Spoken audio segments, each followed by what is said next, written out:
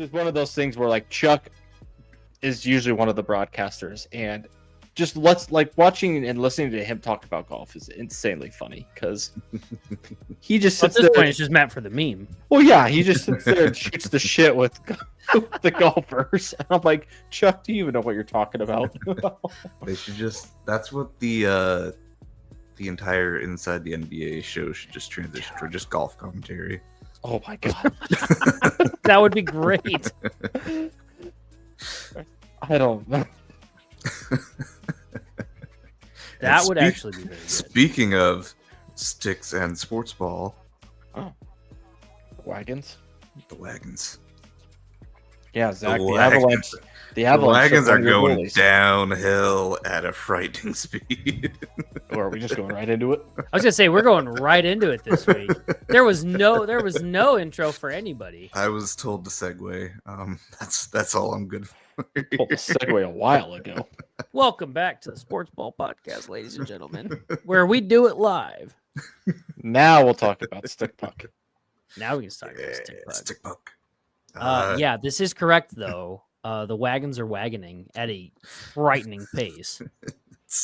The wheels aren't even falling off yet, but I'm a little concerned they might start on fire here soon. I knew they were doing well. I wasn't aware they were top team in the entire league. Well, I would argue that's well. I would argue that's pretty good. Yes, Call me crazy. They beat Utah, our Superist Soakers, I believe, in OT last night. Yes, it is the Super Soakers. You're right. Well, technically not officially yet because we haven't bought the team, but we're working on it. Yeah. The link's out there. You listening, you'll probably find it. This is the week or next week. Christmas Miracle. We're hitting 'tis the season. We missed our chance to own a small minority part of the Philadelphia Eagles. So, time out. Hold on. But I don't think we had much of a chance there, based on who actually ended up getting that minority stake, and it was not going to be us. Love the optimism. It's not going to be us. It's not us because we missed.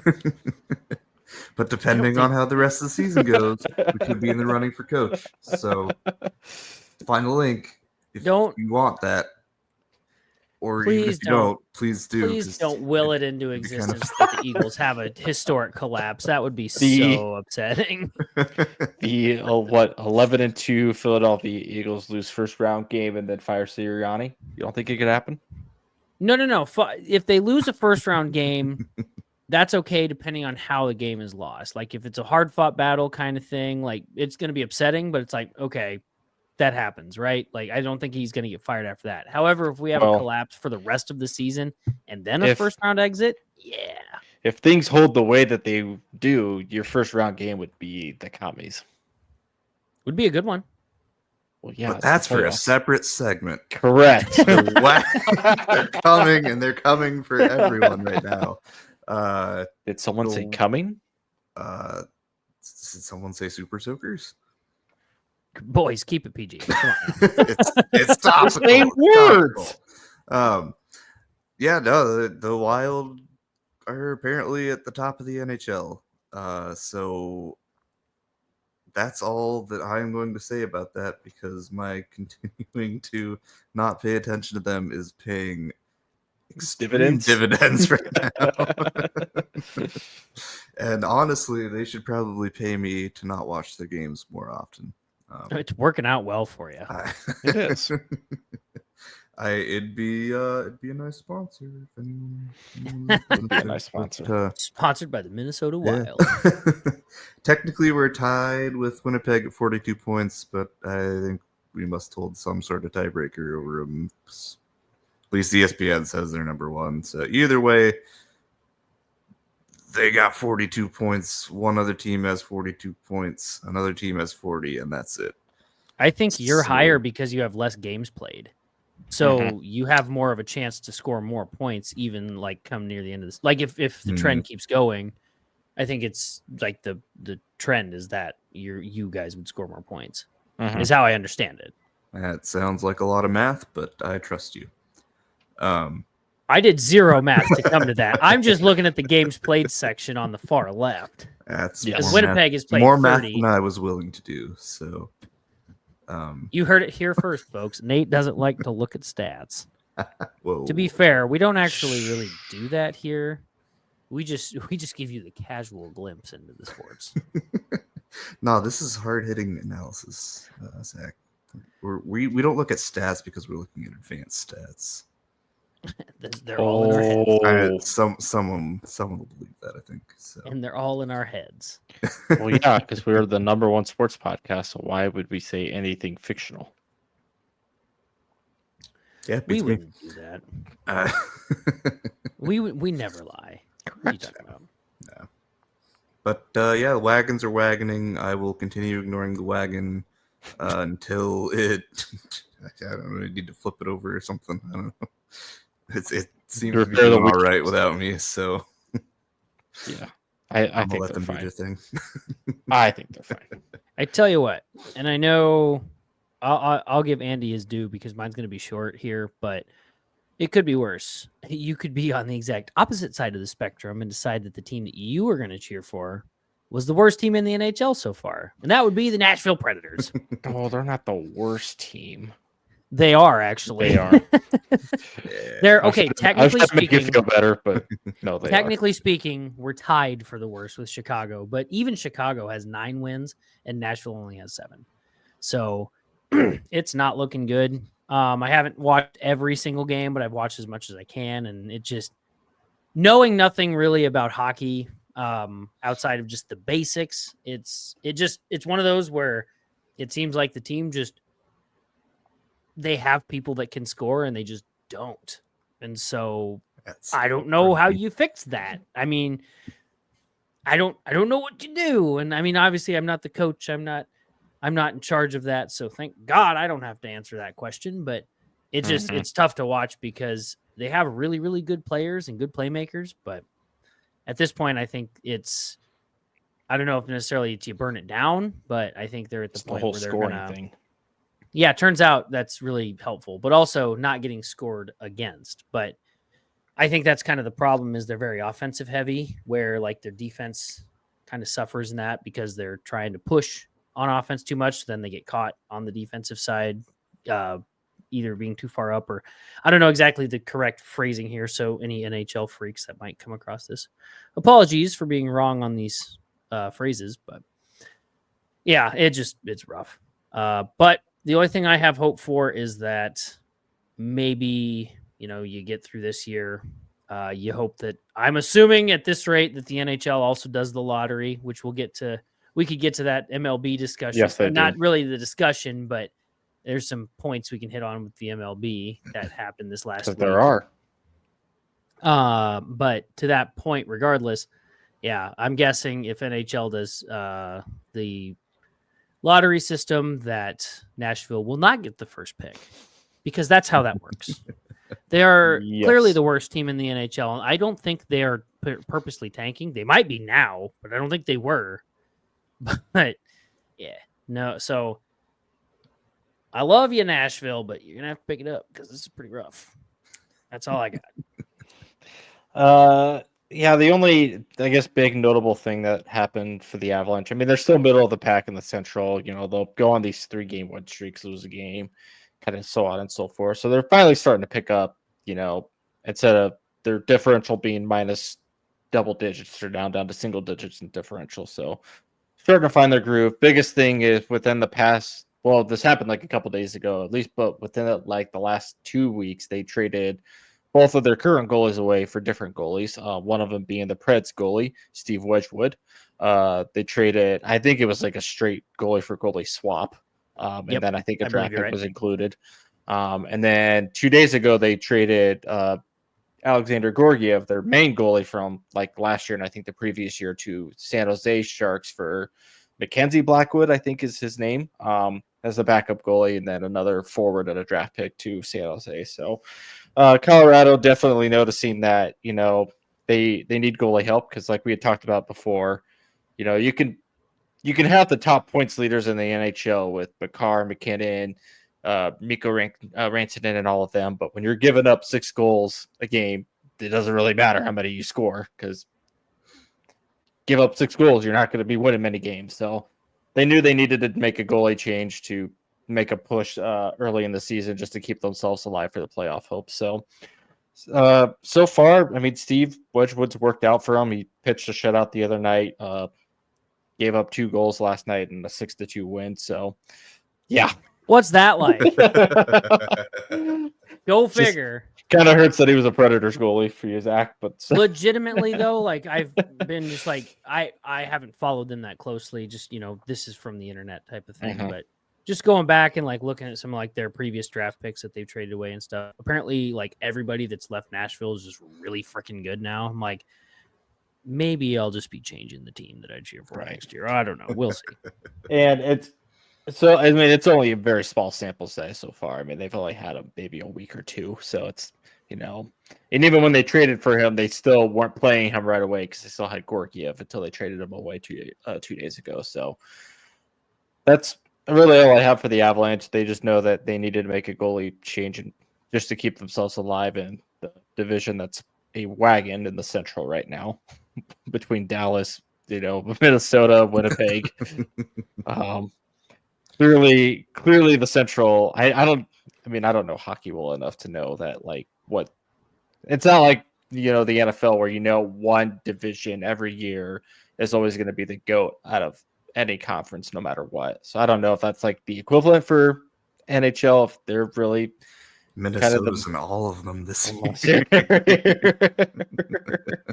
So yeah, Avalanche will hopefully this goalie change will kind of keep them steady, and their top players, once they finally get fully back from injury, can keep them afloat and scoring points. But that's NHL talk for me. I think to your point, though. Oh no! I was gonna say sorry, Nate. I think to your point, though, I have heard this somewhere that in terms of to your point of conferences and stuff or divisions and stuff. I think that's why a lot of people like the NHL because it's not. Like one team could be really. It's like look at the Devils. Like last year they were bad, and then this year they're like number 5, and that's overall. That's overall. That's the entire league. That's not specific to their division. So I don't know. I think NHL is very much a parity type league where one year, which is why I think I'm holding out hope for the Predators. To be honest, where it's like next year they could just be like, forget it. We're gonna get rid of a bunch of these people and just start over. And it might take a little bit, but there's a chance. So kind of similar to like baseball in that sense too. Yeah. All right. Nate, now go ahead, Nate. Sorry. Yeah, whatever you were gonna say. Well, I'll pivot that segue. In contrast to having parity in a league, the Chicago White Sox, the crowned worst team in history. Did they actually make that? I don't remember at this point. Oh, they hit the record. Awful. They hit the record of the worst. 121. They were rewarded with the number 10 overall pick in the 2025 draft. I feel that's warmed my the lottery system is just absolutely wild. I feel like there should be like an agreed upon thing where it's like the lottery, like in this case especially, where I think everybody could agree like. If you have the worst season in the history of the league, maybe we just give you the number 1 pick. Right. Should get the number 1 pick. Right. Because, like, if you go back and watch, not necessarily go back. Can you imagine if the NFL had a lottery system? Like, imagine. Well, first off, Oh, no, they don't. Sorry. I was thinking NBA. My bad. I got it mixed up. My bad. No. Sorry. NBA does have a lottery. No, the NFL. Like. That's what I mean. If the NFL had a lottery system of take your top 10 worst teams right now and imagine the Giants not getting the number 1 pick and the lottery went back to Chicago or the Saints again. Teams that, are bad, but not New York Giants bad. Like that's the equivalent of a football comparison for the NBA. I'm not going to lie. I think that's what the NFL is missing. Oh my God. Do you want to have so many off-season debates? I think the good news. Yes. I think the good news, and I put it in quotes. I think the good news with the NFL is that they don't do that because there are so few games where I still am just shocked, though, going back to the MLB thing, going to the White Sox specifically. How the hell did nobody decide to just step in and be like, hey, look. The lottery system can be for picks 2 through whatever. Like, we'll give 1 to Chicago. Like, we'll give it to them. Because I think they might need it. I know this isn't what we usually do, but like, did you guys see that? You know, it's funny because the many can outweigh the few in this case. They should have probably used that power to do that. Call me crazy. But Nah. Instead, we'll allow the Dodgers to defer more money to sign everyone in the MLB. yeah, who ended up getting the first pick? Blake then? Snell is No. the Nationals. Nationals. Yeah. Who are not world beaters either, but like respectively, we I all mean, know they that have Chicago some should have gotten it. players. They Yeah. just won the World Series like what? Couple years 4 ago. years ago? Yeah. Yeah. Like, so it's not like they're that. I mean, granted, they lost Like I most of the wasn't team that did upset that, but they got it, but like we all know that the White Sox should have gotten the number 1 pick. I mean, if we're talking about deserving a first round pick, I think like you guys both have said at this point, and so I'll just reiterate the point that if you have the worst league in MLB or worst record in MLB history, You should get the first maybe pick. you deserve maybe a they first should. round pick. Especially because like MLB is not exactly just started 20 years ago or something. League. There's a bit of a history. Well, and I would also like if you watched even any games where the White Sox played, it's not like you get to the last part of the NFL where like the teams that are on the bottom that are not tanking but are definitely tanking will show signs. Like they didn't look like they weren't trying. They just couldn't. And I'm like, I'm not trying to disparage White Sox fans more. I'm just saying like they were trying. It just wasn't happening. Yeah. Well, other than, the record-breaking season they had in the worst way possible. But And then, regardless. on top of that, they traded Garrett Crochet to Andy. Oh my god. Their best pitcher, arguably best player. Dude, I've like paid more attention to this offseason for MLB. One, because of Juan Soto, and that was obviously the biggest free agent name out there. But more importantly, because every time this year, the Red Sox are, if you don't know, the ownership for the Red Sox, John Henry, is very, very cheap. He's got a lot of money, and he does not like to spend it. Not as cheap as the Twins. Not as cheap as the Twins. Hence why they have traded away players like Mookie Betts and Xander Bogaerts, and the like MVP type caliber players because they just refuse to pay them, so they just trade them away. And Chris Sale, who just won the Cy Young last season. So I was like, I don't want to get my hopes up because they'll like all these rumors are like, yeah, Red Sox are interested in this player, and then they get outbid by another team, and then they just don't ever get the player, and then they settle for mediocrity, so on and so forth. Juan Soto, the fact that the Red Sox were in it until like the very last hours, I was kind of happy with it. I'm like, all right, they're showing some willingness to spend. Obviously, I think their final offer capped out at like $700 million, which Juan Soto signed for what, 765. 15-year deal with the Mets, which insane, absolutely insane. But good on him for not deferring that money and wanting it now. So that's the only props I'll give in that trading, like in that signing. Is Hold like, on. he wants the money now.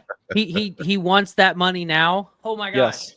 Weird. Unless you're the Dodgers who defer everything else, like Blake. Okay, Snell. hold on though. Whose fault would that one be? Because I feel like that's probably more of an Ohtani thing. Well, yeah, but apparently everybody else on the Dodgers is doing it too. If the Dodgers, that's the one. Okay, so I need to talk to somebody that's more like hip on the baseball like contract, like people that are like in on this stuff crazy. But I'm like, just DM 15 years. Passan. How Or Jeff old Passan? is? Yeah, just DM. How? Yeah, I'll give it a shot. But how? I just want to know how old is Juan Soto now? Like, it seems like 25. 25. No. That's Garrett. Let's just Google it real quick. Juan Soto is 26 years old. Oh, I was So not in far off, 15 actually. years, he will be 40. My God, my math is not working. 41. 41. making 51 mil a year with an opt out in like 2029. So I don't there's actually, the rub. There's the 2029 is going to be a big year for what happens with Juan Soto, and then if he gets traded, it's which team is going to take on that contract. The Dodgers. Now, the Dodgers. So then my question is, at what point does the bottom of these contracts fall out to where like these guys are like, well, nobody wants to take him because nobody can afford that. And all of a sudden MLB will like, never implement a cap. I mean, MLB clearly is just playing with monopoly money at this As long as point.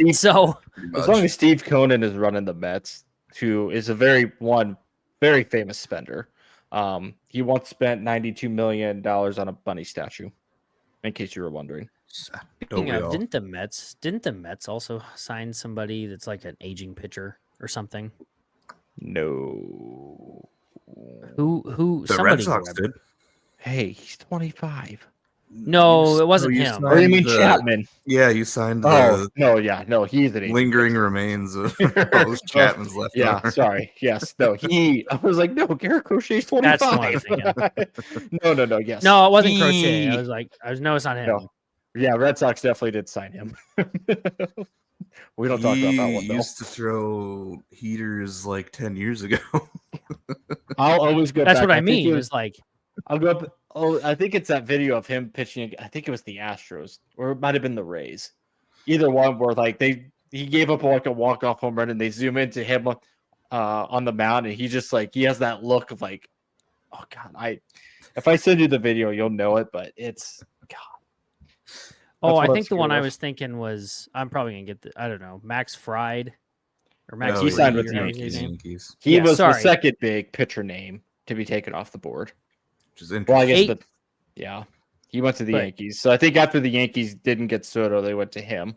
Mm-hmm. And then the Red Sox were also in on that one too. And then they went to Crochet, got Crochet. Now the next big name I think is Corbin Burns from the Orioles. He's the next big name that's circling right now for people trying to get him. But yeah, I'm just happy the Red Sox actually defeat the money to actually spend on a very much needed rotation arm. Because they had the offense last year. They did not have the pitching. You didn't even necessarily like spend for him. You just traded for him. Yeah, we just traded for him. That works out for your owner for now, at least. It does. It works. That's why I still think they're going to try to sign somebody with the money, because the trade was for 4 of our prospects, which were pretty big prospects to give up.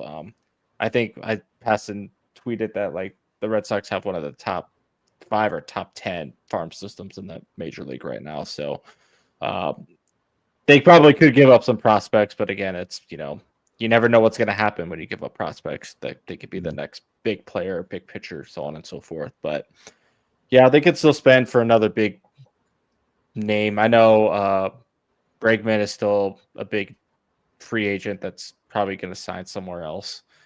Same with Kyle Tucker from the Astros. So yeah, just some other big names that are being thrown out there, but Soto I think was the big one for most people. And that's really the only one that I remember getting like the ESPN notification for. Like Juan Soto goes to the biggest Jimenez and Willie Adames. Oh, yes. I didn't get those. I'm just saying I didn't get those. I just got the Juan Soto one. Adames is to the Giants, I believe. Yeah. Yep. Yeah. And Jimenez went to the Blue Jays. Yes. So clearly everybody in the AL East but the Orioles are making moves right now. And the Orioles are I'm sure they're trying to get Corbin Burns to stay, but I highly doubt that he's going to. I mean, to be fair, the Orioles have like too many young guys. They do. Really they have a lot. The Orioles could be good. Too. Yeah. Which is why I think the AL East is being as proactive as they are, just because they know that division is just stacked every single year. Oh, I guess they did sign Tyler O'Neill from Red Sox, from Boston, right? Yeah, and I think we were okay with letting that one go, just because we knew we weren't going to get him back. But yeah, I'm happy that the Red Sox finally did something instead of just settling for mediocrity and then trading away a franchise MVP player. As we all expected, though, we're definitely going to be talking about MLB news in December. Uh-huh. Yes. I'm pretty sure the Twins. I saw a story that one of the beat reporters said that they're planning to cut more payroll, and they're already like one of the bottom 20 teams. And They need that Cutting money payroll for ball. the team, that same or like for reporter put out like literally like budget players you can sign that won't be like terrible column. So that's how things are going for the Twins. And that's given the fact that a literal MLB team is moving cities. Yep. And they're still not the worst. That's crazy. I think I saw the A's signed Severino, I think, to like their franchise record. Yes. Like yeah. contract or Franchise something. record, which is not which even doesn't say much, but which is so not the A's don't. yeah. It's not even like the biggest free agent contract signing. Obviously Juan Soto is, but like in terms of general pitchers, it's not even the biggest one this offseason yet. But it's the biggest one to the A's. Hey, I might be watching him here soon, so Yeah. Well, real quick, since we're still on MLB, I just we buy realized the I didn't bring Twins, up any Nate. Cardinals stuff. And so that's the team that I got cheer for. They haven't really done a whole lot, but they're getting ready. I guess the Arenado trade is imminent. So they're getting Oh yeah. So the Red apparently Sox he are came rumored out. to be a part of that, but I don't know. But the funny They thing will. is I believe he's a third baseman. And that's the thing is if I don't know why the Red Sox would get him because But he Rocky's said that already at he'll third. move to first base to facilitate trade, and I'm like, Yeah. to whom? Like, what's the point of that? And I know nothing about. Well, I shouldn't say nothing about baseball. I understand the basics, but like, I don't understand how like you're gonna look at that and be like, well, he normally plays third base, but he'll move to first base to facilitate trade. I'm like, and then whoever trades him is gonna be like, well, you're good at third base, so you're gonna go to third base. Like, Right. that would be how my brain would work. Maybe, I don't know. But then on the funny side of that, though, too, of the Cardinals is that they got the 5th pick in the draft. Hey, They're even ahead. go. They're even ahead of the old White Sox. So that's really it, though. I mean, they're making more moves in the front office side of things, Yeah. I think. So That's why I was surprised when he narrowed it down to Boston as an option. I'm like, that they're now franchise player Rafael Devers signed that huge contract with them last year and plays third base. I'm sure. I mean, if Arenado agrees to move, like I'm all for it, but I would be very surprised if Boston tries to give up anything big for him. I think it sounds like he wants out regardless. So I think at this point he's pretty well gone. So We'll give him like some pocket lint and a candy wrapper up here in Minnesota. Jeez, you guys are spending a lot there. Huh? Future sports ball owners, us of the Twins. Current owners, though, that's their final offer. Yeah. We'll at least throw in some Smarties. Yeah. I was going to say with the Cardinals, it looks like it's just mainly they're trying to do kind of like what the was it the Orioles you guys said? The youth movement, essentially. Oh, yeah. And yeah, it Orioles have a lot of good prospects. I mean, I don't think the Cardinals are there. Too. I don't think the Cardinals are there. I think they're going to hope to have like a decent year next year and then try to build upon, going forward, but we'll see. So, speaking of the youth movement, Andy's Oklahoma City Thunder advanced last night in the first round of the NBA Cup, everyone's favorite in-season tournament. Yes, and super, super competitive. I just have one question about the NBA Cup, and then I promise I'm done. Is that why these fancy, big quotes here, fancy courts are coming out? Because these things are ugly. Correct. Yeah, correct. So then once the NBA Cup's over, we go back to regular looking courts, relatively regular looking courts. Yes. Good. Now, unless teams have, I know Oklahoma has one for their city edition uniforms. That's fine. I'm fine with one on. Which those are not egregious at all. I'd say the city edition ones usually actually look pretty cool. Well, yeah, it's the cup ones that don't. I'm fine with that. My next question to the NBA. Can we get rid of that idea for the NBA Cup? Do what you want to do with the NBA Cup. I don't care. Unfortunately, I think it's get rid. Get rid of that stupid shit-looking court for everybody. They all are garbage. Just do the city editions. Yeah. Honestly, they're so much better. What a concept! Showcase the city. I know we've talked literally. about this already. Wow. I don't know if we talked about it recording wise, but I know we've talked about this already. I'm very much a minimalist guy. I don't like a lot of busy stuff. These NBA Cup courts have been nothing but busy, and they Very look busy. terrible. And I know this is nothing at all about news. So if you're coming here for the hard-hitting analysis of the NBA, sorry, it's all about the courts tonight, baby. Because Next week though. these things are vomit-inducing. Holy shit, they're annoying, man. Yeah,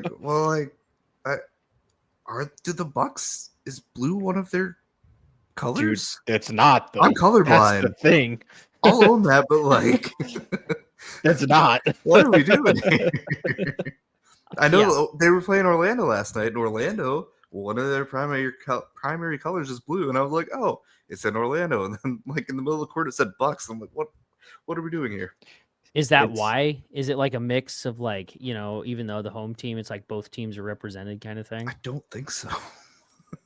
So, according to Wikipedia, their official colors are Good Land Green, Cream City Cream, which amazing color choice there, and then Great Lakes Blue. Where the hell's blue? Obviously, just because they're next to the Great Lakes, they must own some private. I wondered Lakes, about I that. guess. I wondered if it had anything to do with them being close to water. But I'm looking at the Milwaukee Bucks the logo. Los Angeles Lakers.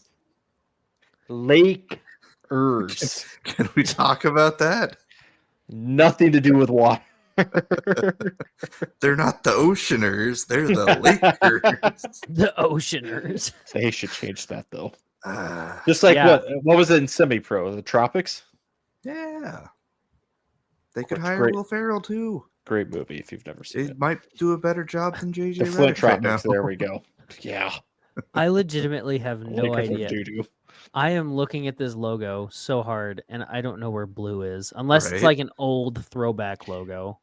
That's what it has to be. I don't know what else it would be. Just like when the Lakers whenever they wear their purple, to throw back to whenever they were in Minnesota. Yep. Yeah, so that's the only thing. It has to be some sort of throwback to the very Oh. It says MPLS on it for Oh. Minneapolis. Yeah. And you're like, yeah, we'll wear these in LA. Minnesota team. You're like, no, this is still the Los Angeles Lakers with the Minnesota initials for Minneapolis on their jerseys. Yeah, We'll give the people a little bit of a secret. We have a cool little private chat when we do these things that we can just send memes to each other. I did actually send you guys a link. You look at that and then you scroll down a little bit, you'll see the blue. I had forgotten that the old school early 2000s logo had that blue behind it. Oh wow. That's like Michael Red. That's like a purple though. Oh right, sorry, Nate. Yeah. What he said. It doesn't. Sorry, no, Nate's right. It's right. I would agree though. It doesn't really look blue. I would. No, it's like I could see how you could get blue out of that, but first passing Nate glance, you're like, no, it's purple. Well, yeah, no, I don't think you can't. Yeah, I'm trying my best over here. Try harder. Well, so anyway, I'm off the courts thing, I promise. But Let's yes, get into the actual news. back to the Thunder. Obviously, Obviously, have blue in their logo. who do have actual blue with their logo and the court and the uniforms and everything. I will obviously, it seems very bandwagon of me to cheer for the Thunder, and you can look at it that way. Obviously, I have my rooting interest, but this might be the most fun I've had watching an NBA team since Alex and the Bubble Lakers won the championship. And obviously that's only because they won the championship. But that season was it was weird because it was just it's the first time that Alex has actually played full time and he plays with LeBron. And you're like, that's a really weird statement to say ever. But it's just, what we were talking about last night. One, very, very happy that they beat Dallas. And I don't know if I want to play Dallas in the playoffs. I hope either Minnesota or Oklahoma stay very far away from Dallas, that Dallas just loses their first round on their own, because To That's the Suns. Yeah, to the Suns. I mean, that's good. That would be like watching that game last night. I'm like, I don't know if I would want to play a full 7-game series against Dallas because that's a very tough matchup for 7 games. Yeah. Wouldn't recommend for what, 5 games? They look like that now, though. They Yeah. look like that now, though. And the thing with Dallas is that they're very much like, I think they're so top heavy that by the time they get to the end of the year, they don't play as well. And I know that's Luka and bias Kyrie coming just from kind the of know Sun. when to turn it on is the They issue. do. And that's like the first half, they held Kyrie and Luka, I think, to 7 total points. And I think by the end, they both had close to 20 respectively. It still wasn't enough for Dallas to win, but it's like the end of the third quarter, start of the fourth quarter, Luka and Kyrie started making their shots. So like, all right, Oklahoma, you guys better start stepping it up because they're starting to fire the switch now. That's what I mean, though. If you can limit them to, then Yes. you kind of hamstring their team. Not necessarily terribly. You just hamstring the team a little bit to the point where. I would coincidentally both teams that I hate in the West right now are Dallas and Houston. Definitely hate Houston. Like, oh my god, it's more just the one guy. Brooks and Şengün. Yes. Oh my god, I hate him. Şengün. Absolutely hate him. Hot lukewarm take. Şengün is the softest player in the NBA. Dude, I was getting so bad watching that game and watching him. The only reason I'm going to give you lukewarm is because the coldest take you can possibly have is maybe Luka. He's a very good player, but homie is more fragile than Draymond. Oh my god. Dude, fair, but Luka, I guess I'll give Luka credit a little bit. He complains about everything. He's consistent about it. But he's good. Like he's good. Well, he's good, but he also like he does play hard. Like I give him that. Like he plays hard. The problem is that when he even gets like just a little bit of a graze, or just if somebody like swings their hand, their elbow like this close to him, he likes to. He'll turn and look at the ref. Yeah, I'll give it to him. He's playing it really well, and if he gets the fouls called, then it's working for him. Mm-hmm. But yeah, that's fair. Yeah, it's hate both of those teams. Coincidentally, both in the West, both from Texas. So no surprise there. But yeah, it's been a fun season so far. Now that Alex is kind of back from his 4 or 5 game stint with that hip injury. That one is warranted for an old man injury because he is the oldest player on the roster. Chet, on the other hand, not warranted. I'll allow that, yeah. That's fair. Alex is allowed to break hips because he is the oldest player on that roster, which is insane to say because he's only 30. And so that just tells you how young Oklahoma City is. But turns out that having an actual true center does make a world of a difference on a team. And you're not playing your 6'6" power forward point guard as your true center for 4 or 5 games.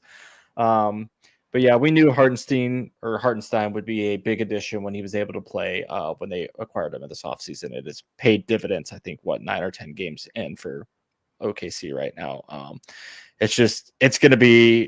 It'll probably be a trying period once they get Chet back from injury and trying to figure out that rotation between Chet and Isaiah. And when they're both on the court, what's that going to look like as well? But that's a future end of the month into December.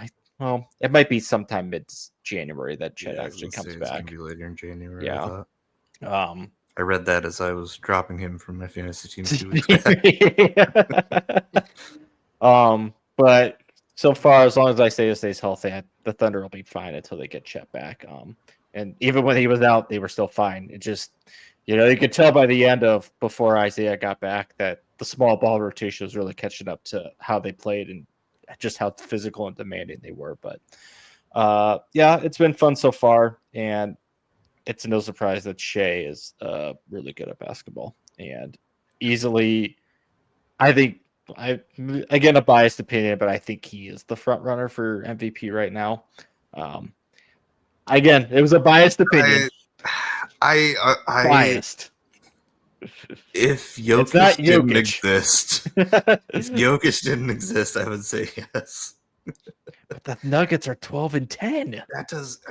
You know the stats that Jokic is. Yeah, I know he dropped This season is slowly turning into that Ohtani and Mike Trout stat that we saw a couple years ago, where it's like they went 7 for 8 and 4 ribbies or 5 ribbies, and the Angels lost 6-7.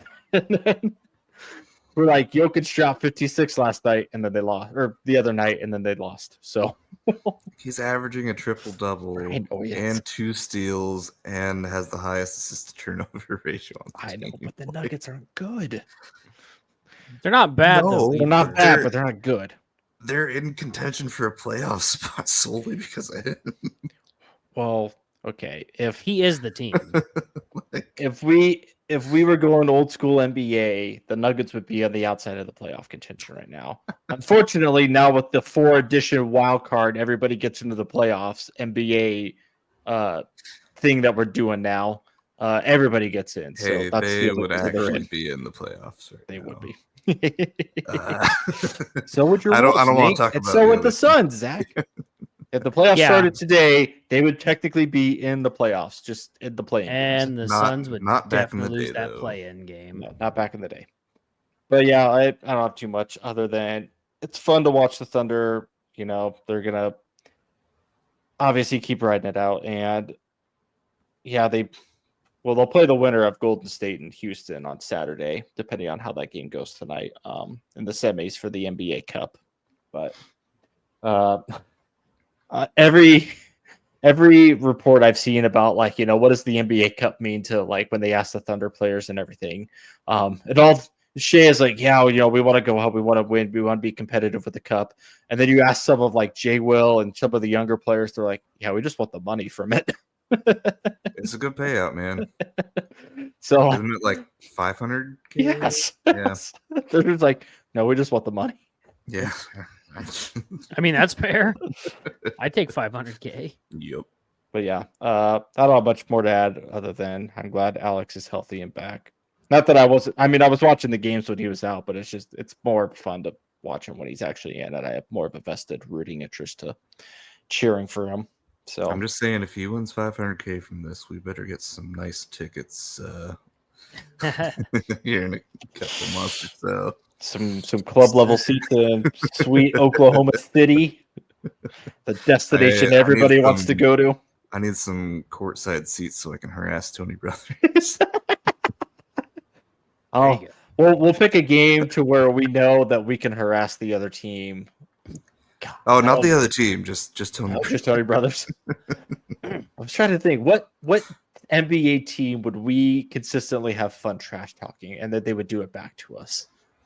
I mean, Draymond's got to be up there. That'd be a fun one.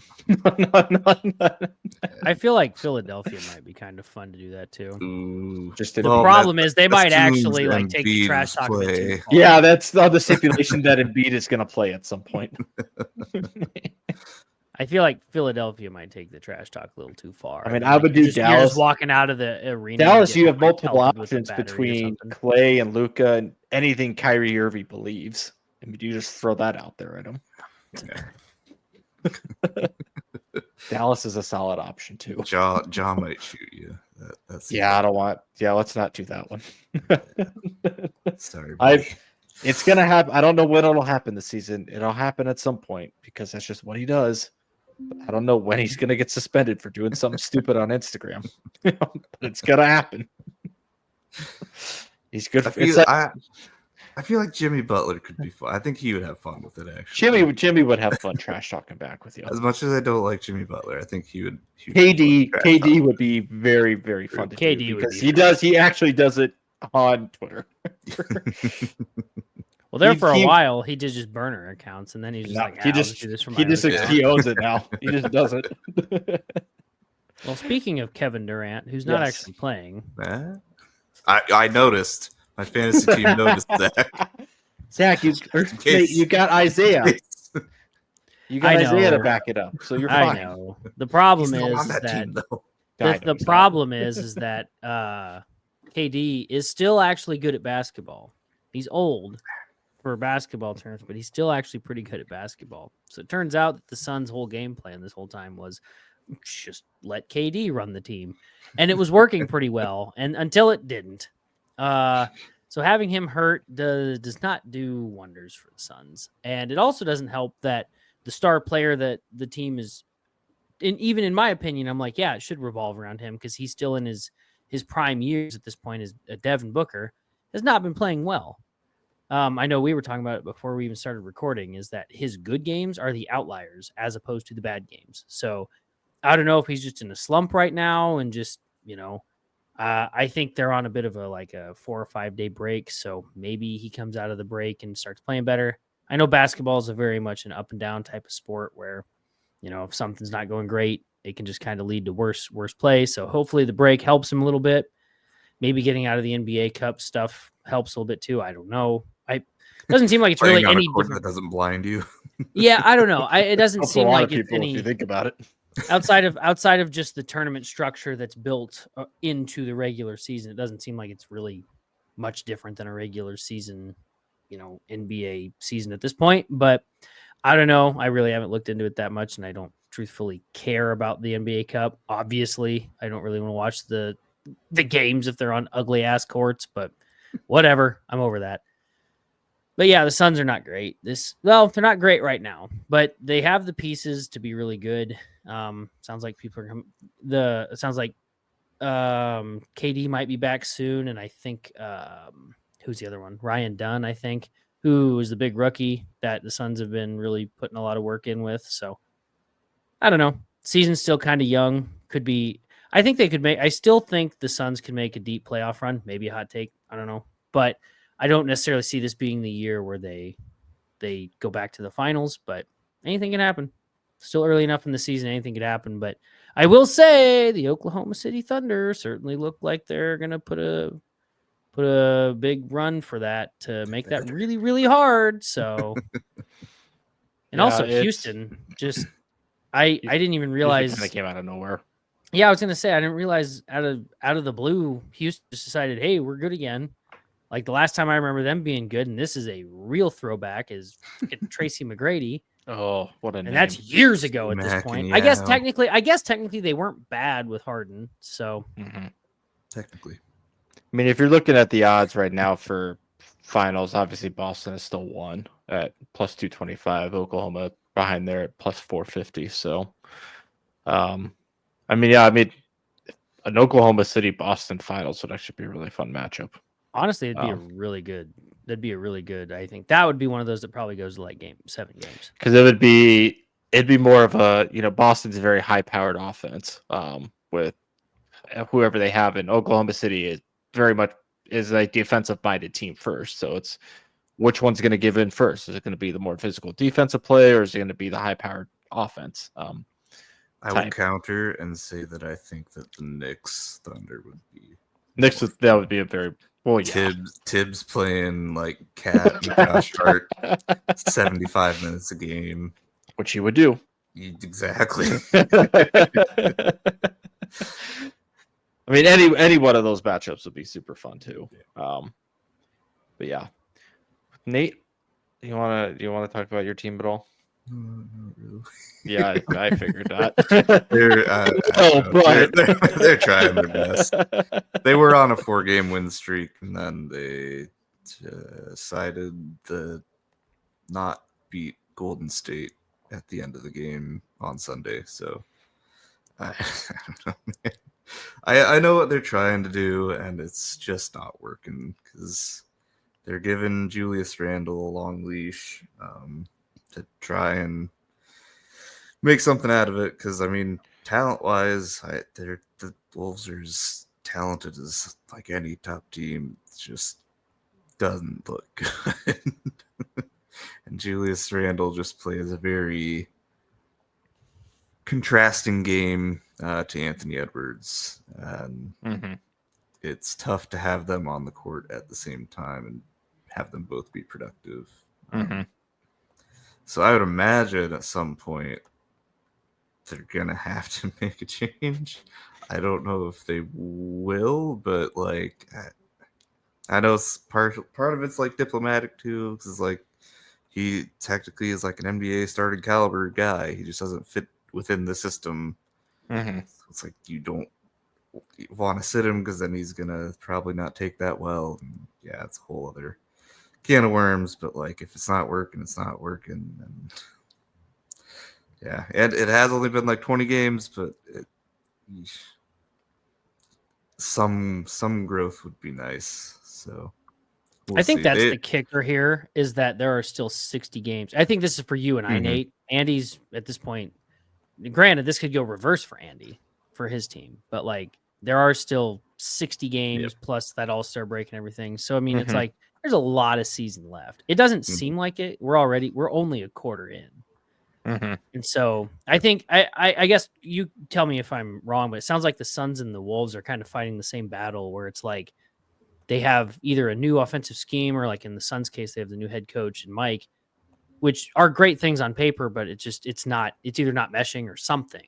It just seems like, it will eventually come together. It just needs to do that.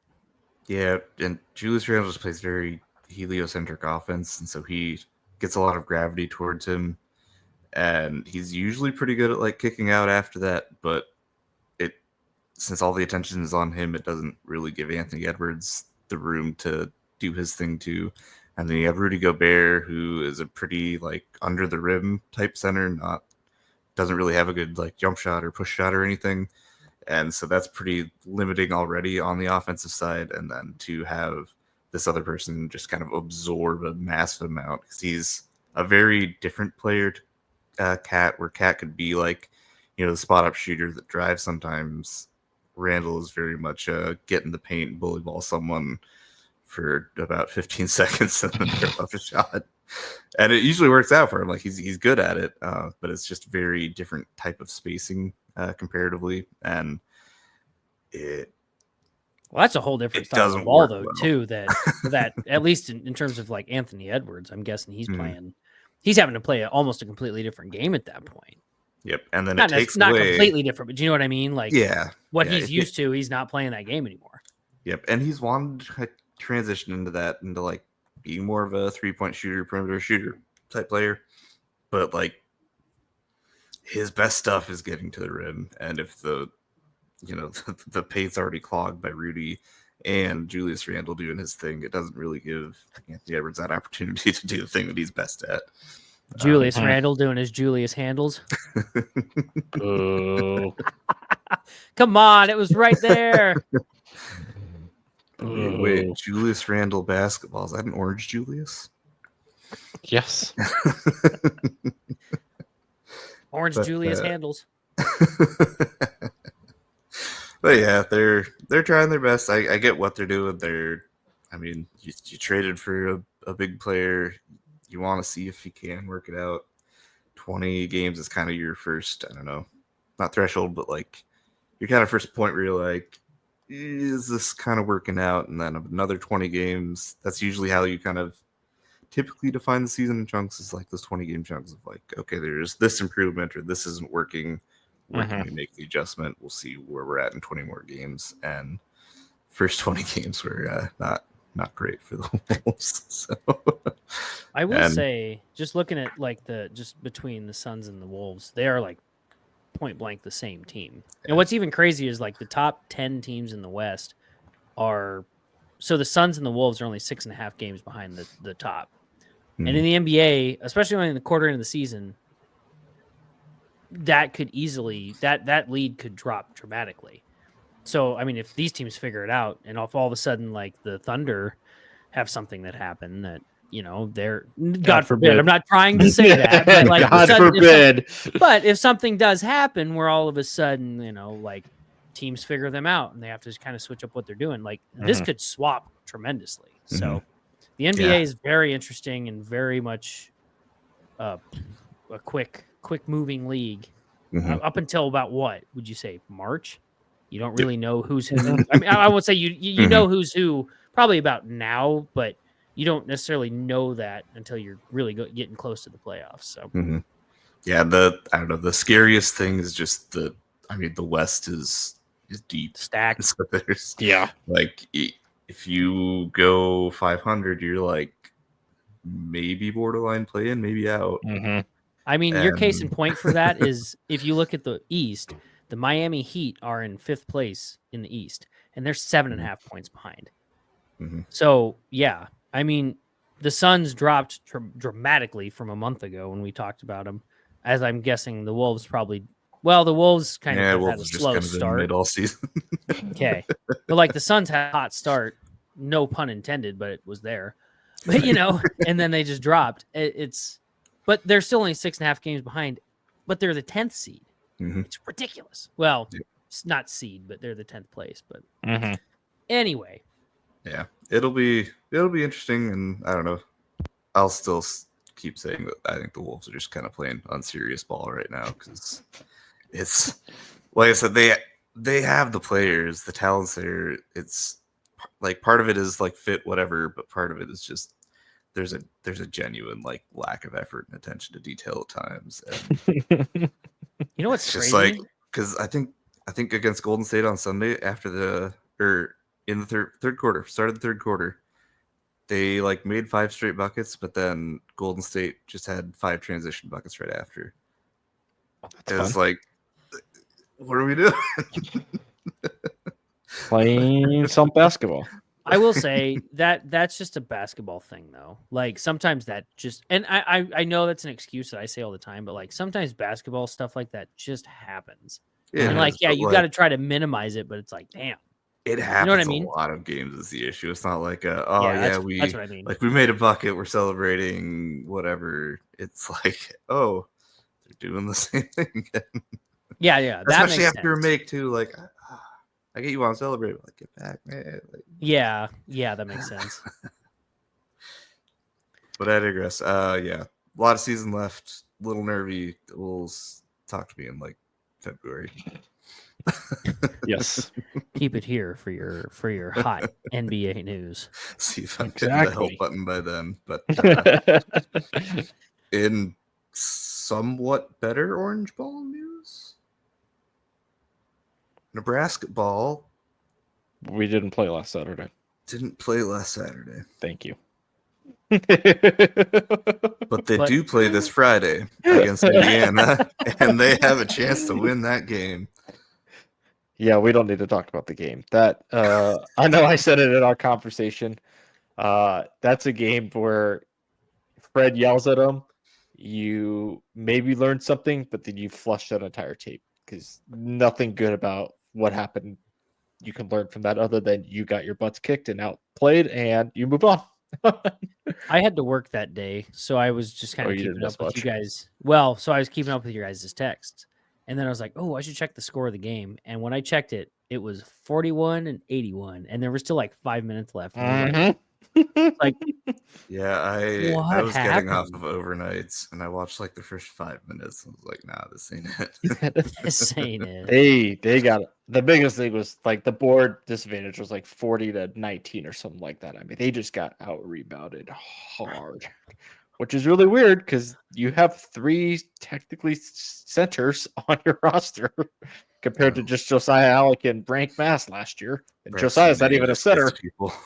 Yeah, I know. But yeah, like you said, Nate, they have a game Friday against Indiana. Chance to rebound at home, so hopefully they come out. Anything, it's got to be better than what happened Saturday. You would think. You would hope. You would think and hope. If Yeah. you'd listened to like Fred's post game comments, I mean, it sounded like he was pissed and mad. I'm sure they had a very hard week of practice and still are. And his comment was like, "Yeah, they didn't practice well all week, so he kind of saw this coming too." So it is what it is. So hopefully he yelled at them and they got their butts kicked at this week in practice because how they played was not acceptable in the slightest. Yeah, that was frustrating too because it's like We know they're better. Well, even like if they win that game, they're probably ranked. Yeah. And I mean, if they don't and they just keep a close game with Michigan State, I'm like, oh, the team that's lost to Kansas and Memphis. Like, Yeah. sure, I'll... And Michigan State's probably going to be good this year. They'll probably contend for the top spot with, well, I don't even know how good Purdue is going to be anymore, but certainly Illinois and Wisconsin. Those apparently 3 or 4 teams in Oregon. Oh yeah, I mean, Oregon was good last year too, but Dano. That's Well- annoying. Yeah, They're good at football and basketball. Well, I they've mean, been good at- I know Oregon. They've been good at basketball for a while. I know, but like still, like can we have a little bit of spotlight someday? We'll beat them in baseball. Actually, their baseball team's pretty good too. Hey, wait.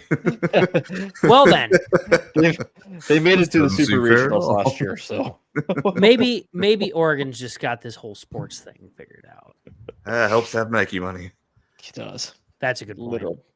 But then I guess the other big upset news was Creighton last week or a week and a half ago. I think it was last week. Upset Kansas at home, number 1 Kansas, and then now Kansas then lost to Missouri a couple days ago as well. So Kansas washed.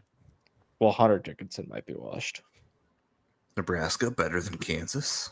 That's my transitive property. That's how it goes. I don't make the rules.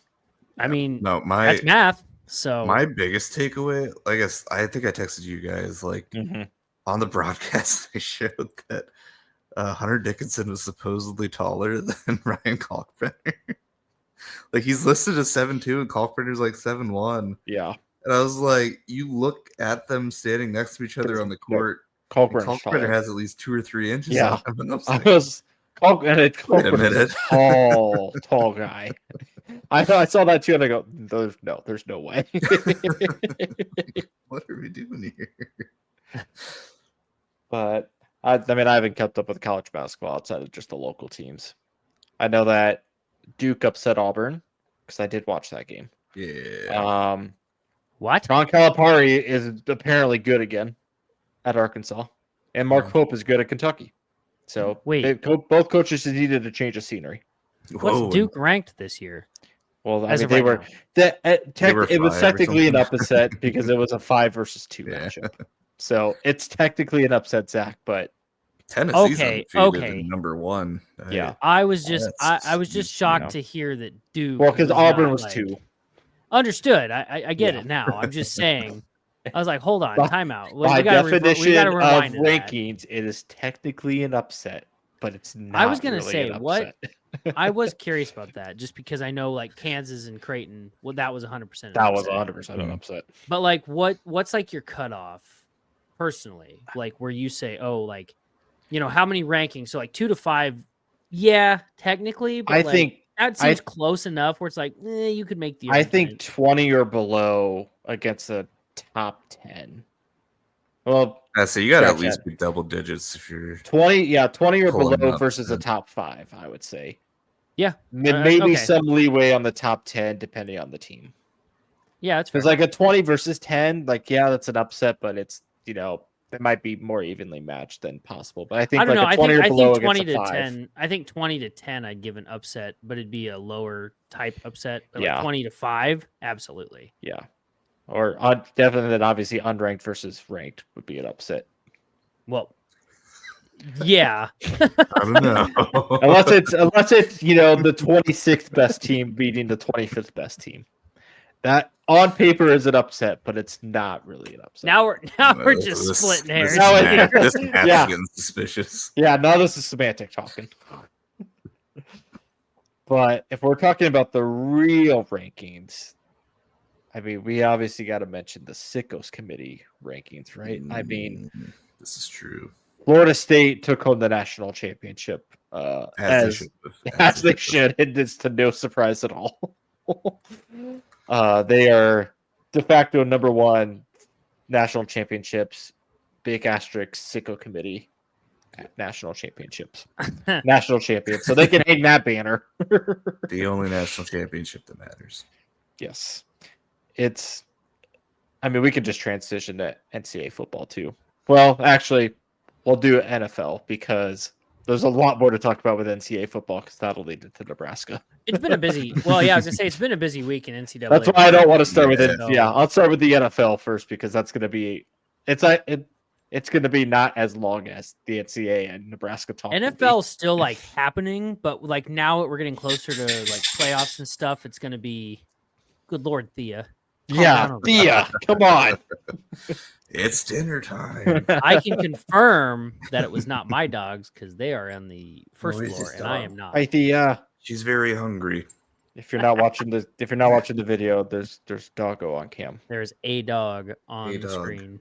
So if Dog, you're not very watching on YouTube, There's not a dog. definitely do it. Here's a reason to. But yeah, like you said, Zach, NFL is going on. We're getting down to the point where we're now 4 weeks left, and four playoff spots have been locked up, and that's no surprise given the 4 teams of who they are. The Voodoo Magic Chiefs keep getting away with Voodoo Magic stuff. I don't know how long it's going to last, but it keeps happening. So that's why I've endeavored to say it's going to keep happening until proven otherwise. Because I'm hoping that it ends in the playoffs, as in like that first you round. would think, but it's like that seems where like that's going to run out. I mean, obviously, I want that, and I hope so. But like a doink field goal to win the game and win the division with a 3rd string kicker, like what more can you do? I'm just going to throw this out there, by the way. That wasn't just a doink. That was straight up like earth-shattering levels of doink. Not as Doink bad as Justin in. Tucker's doink How was many against the times Eagles. does a field goal doink in? Come on. Not very Like often. you watch the release of that thing, and you're like, and like the angle that they showed on TV, you're like, it looks a little like it was like, oh, it looks like it's going out, and then all of a sudden it hits what like almost looked like, at least when I was watching it, looked like it hit the front of the damn thing, and then it went sideways. in, and I'm like, how? Tirico couldn't believe How? it either. If you listened to his call, he was straight up laughing during it because he's just like, this is like he was like, this is just what happens. Yeah, that's just what I mean. It's like at this point, what do you do anymore? Like you said, they must have a blood oath or something to get this damn three-peat, because I've got nothing at this point. It is what it is. You watch that game and you're just like, they had no business winning that game. Right.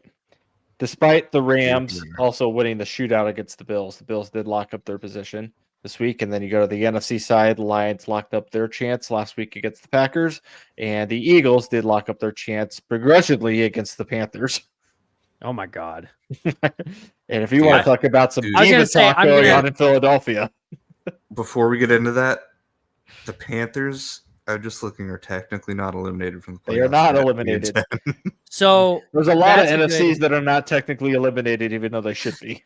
That's actually a good, nice little. It's because the South is trashy.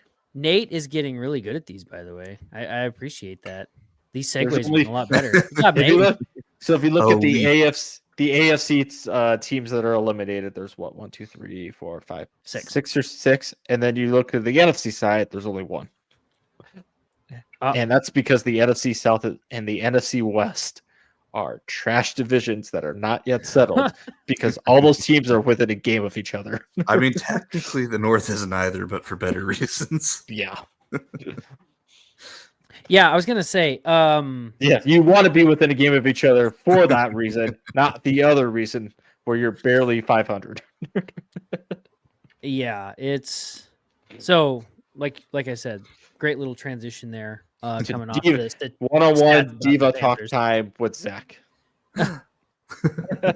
I tell you what, I didn't get to watch the first like 3/4 of the Eagles game because I was driving to get furniture that day, but I was listening to it on my phone. Bad offensive game, definitely not like the norm for most of the year. Oh, that's about 100 yards. That's the crazy thing. Is like it's crazy because like he had Saquon still had a really decent game. Like he could have had a lot more if they would have just kept pounding the rock.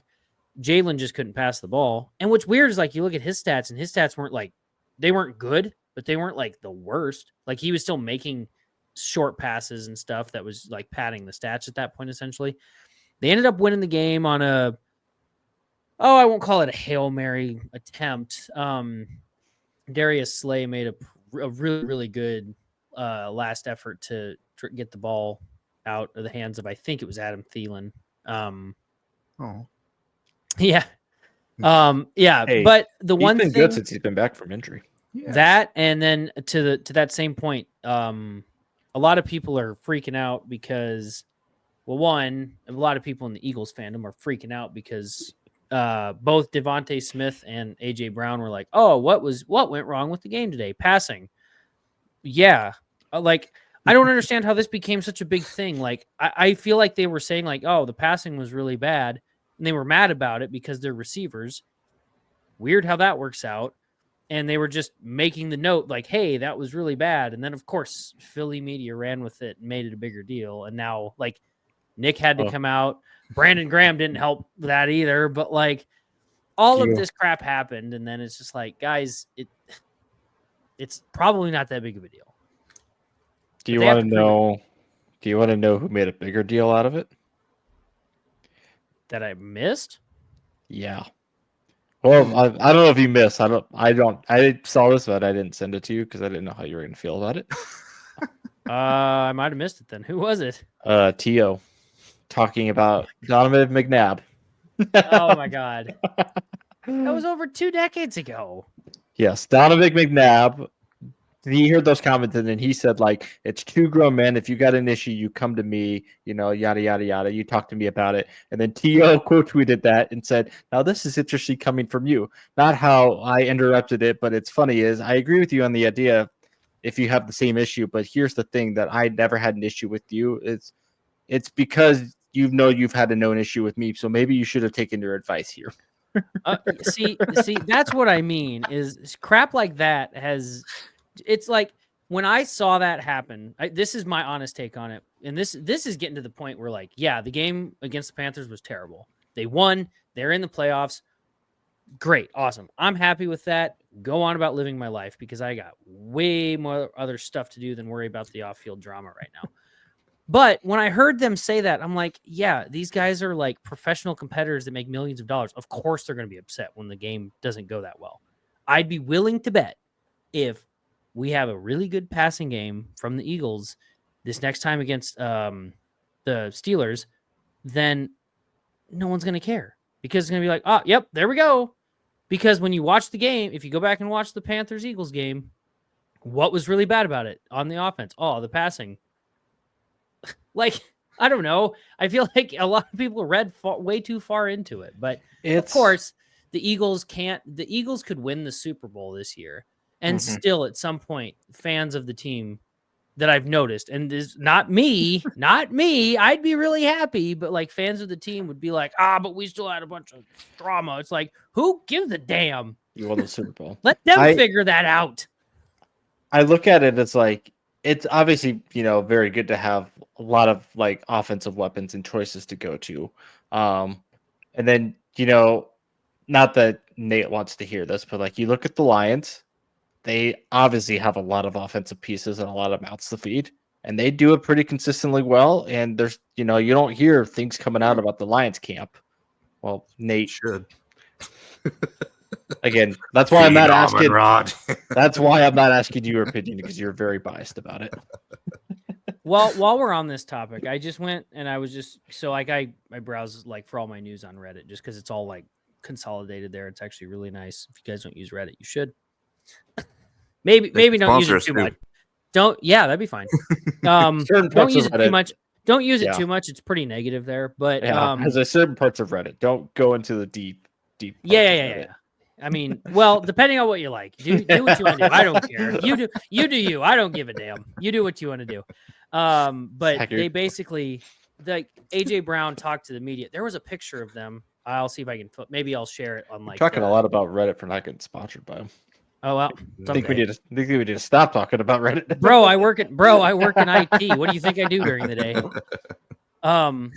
Anyway, as I was browsing through it, there was a picture of AJ Brown at his locker and like 30 or 35 media people around him, and like the top comment on this on the page is that. That's second actually. Is that AJ Brown was laughing at reporters and basically being like, "We're fine. Like you guys ran with this far too much." But also they should be fine. They're 11-2. Well, and that's just it. Like, about? They had a bad game, and also the Panthers have been like oddly like good against been top really teams good lately. recently. It's like they're not a bad they're a bad team record wise. They're not a bad team like makeup wise. No, so it's like Bryce literally got benched and figured it out, and Bryce came Young back. woke up pissed off. And it's also funny. It's also funny how like we're getting a little like beyond the point here, but like it's also funny how people are like, "Oh, the Eagles look like they've got a lot of problem." I'm like, the Bills just lost to the freaking Rams. Like, yeah, they played terrible against the Panthers, but they won. Like, good teams know even when they play a bad game how to win the game. And I really do wonder. So it's like it happens. If the Rams had Puka and Coop healthy for the entire year, what their record would be instead of maybe 500. I feel like they would be very close to 10 wins, if not at 10 wins, if they had Puka and Coop healthy the entire year. Well, although they the way that they played offensive guy though, right? So. And that's the way that they played since they've both been back and healthy has been phenomenal. I mean, I didn't think they were going to win a shootout game against Josh Allen, but they did. So that might be how they just ride to try to win the division. Obviously, they got a big game tomorrow night against San Fran, which might be the loser of that game is eliminated from any sort of playoff hope. So, whether you want to watch it or not, it's technically a playoff contention type game of two 500-ish teams. But yeah, Zach, if you have anything else on your birds clinching the division. No, yes, I'm happy for that. But that I think that was my macrocosm at this point, I guess. Problem with the game is that they clinched the division. They have a chance here, I think, this weekend to clinch the NFC East title. And they pretty much have it clinched. Well, I think unless you lose your next 4 games, then you don't. Well, but like the commies could make a run for it, is what. So like they could easily. You would have to lose 4. You would have to lose your next 4. No, I'm just saying, Did you remember last year? The Eagles did that. So did the Steelers a couple years ago. So remember when they started 11-0? That was a fun time. They have a chance. They have a chance to lock it out this weekend. I think they'll do it. Hot take, maybe. I don't know. We'll see. But I think they'll actually do it. But it just sucks that this whole stupid competitors being competitors and making a comment about this didn't go well today took the run. And like that was like headlines. I'm like, holy Christ. This is the problem here. But anyway, you guys go. I've talked too much. Yeah, that's the problem. Mine is short and sweet because the Broncos had a bye week, so I didn't really do. It was a nice stress-free day of football. I'll say that. I would say, golly. Just got to sit on the couch, watch.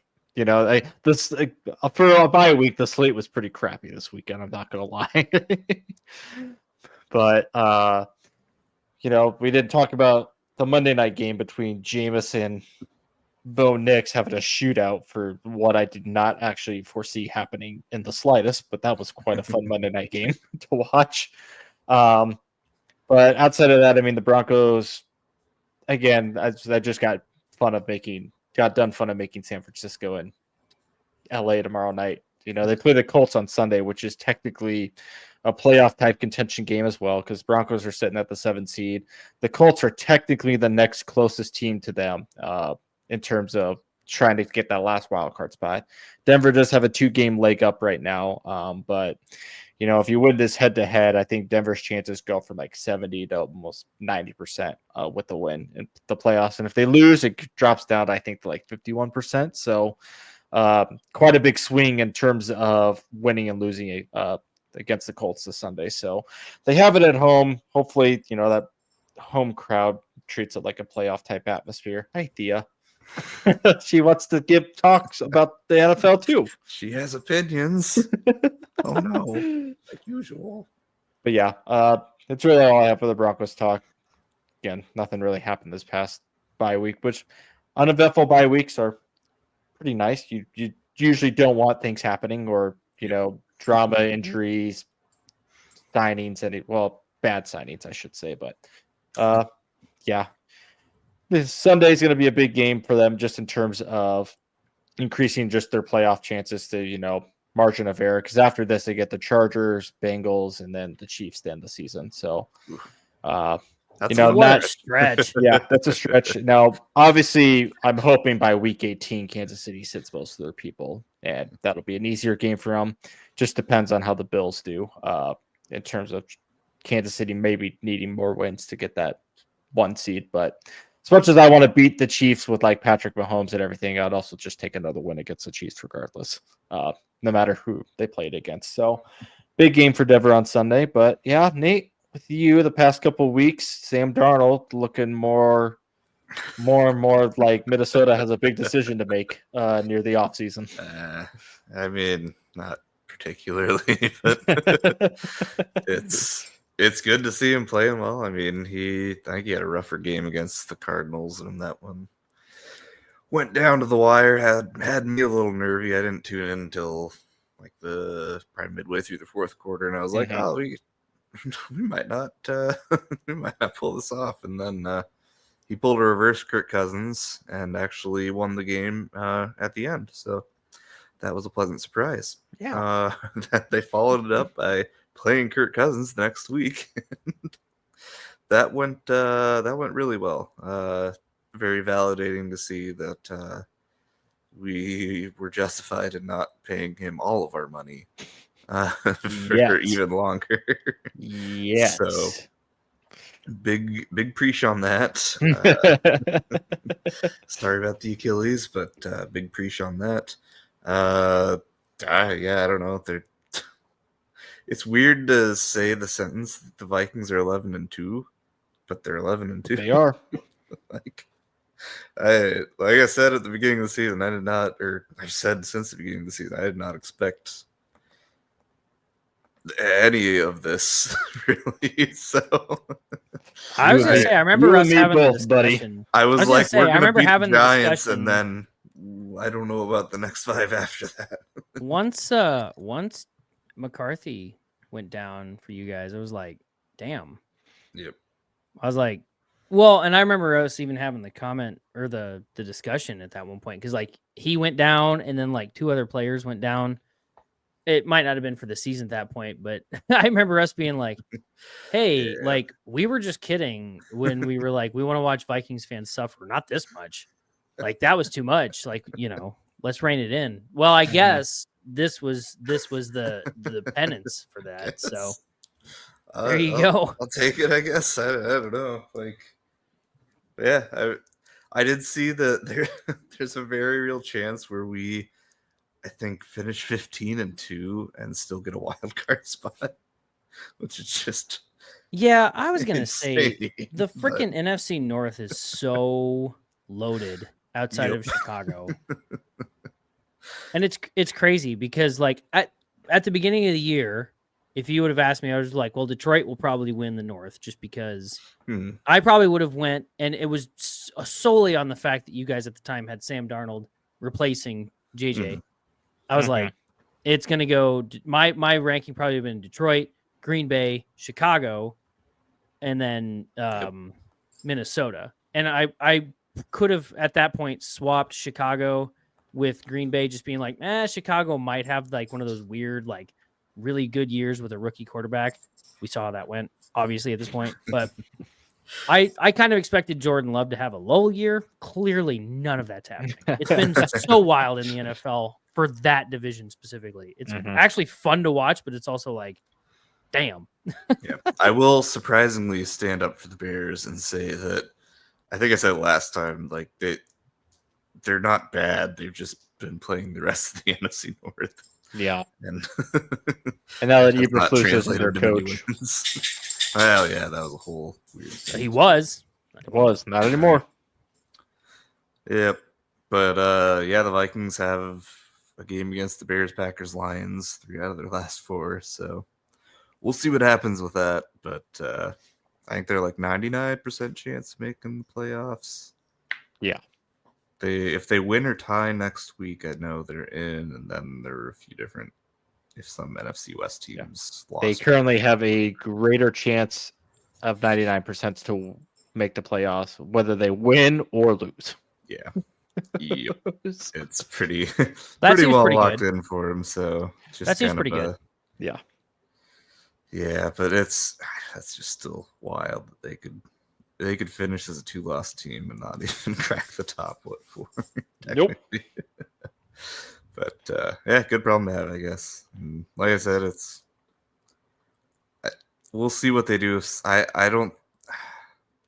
feel like you can't keep Sam Darnold unless he wins you a Super Bowl. I'll be honest. I mean, he's going to demand money after the season, and it's more of it's absolutely great for him, but like unless he, gets I don't see Minnesota keeping him unless he takes like a super team friendly deal. Yeah. And then you just hope that JJ kind of does what Bo's been doing this year. Each game, it just gets better and better and develops for next year and future years to come.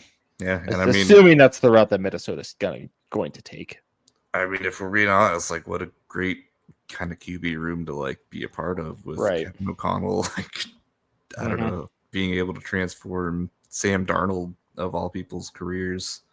Right. Like that's a good good place, I would imagine, to at least just sit, watch, and pick up things. You know who you guys could get for that veteran presence in the Joe locker Flacco. room?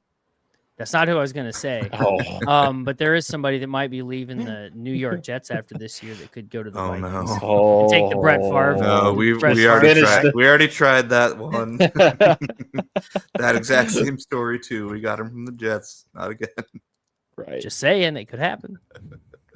I don't need JJ going on ayahuasca darkness retreats.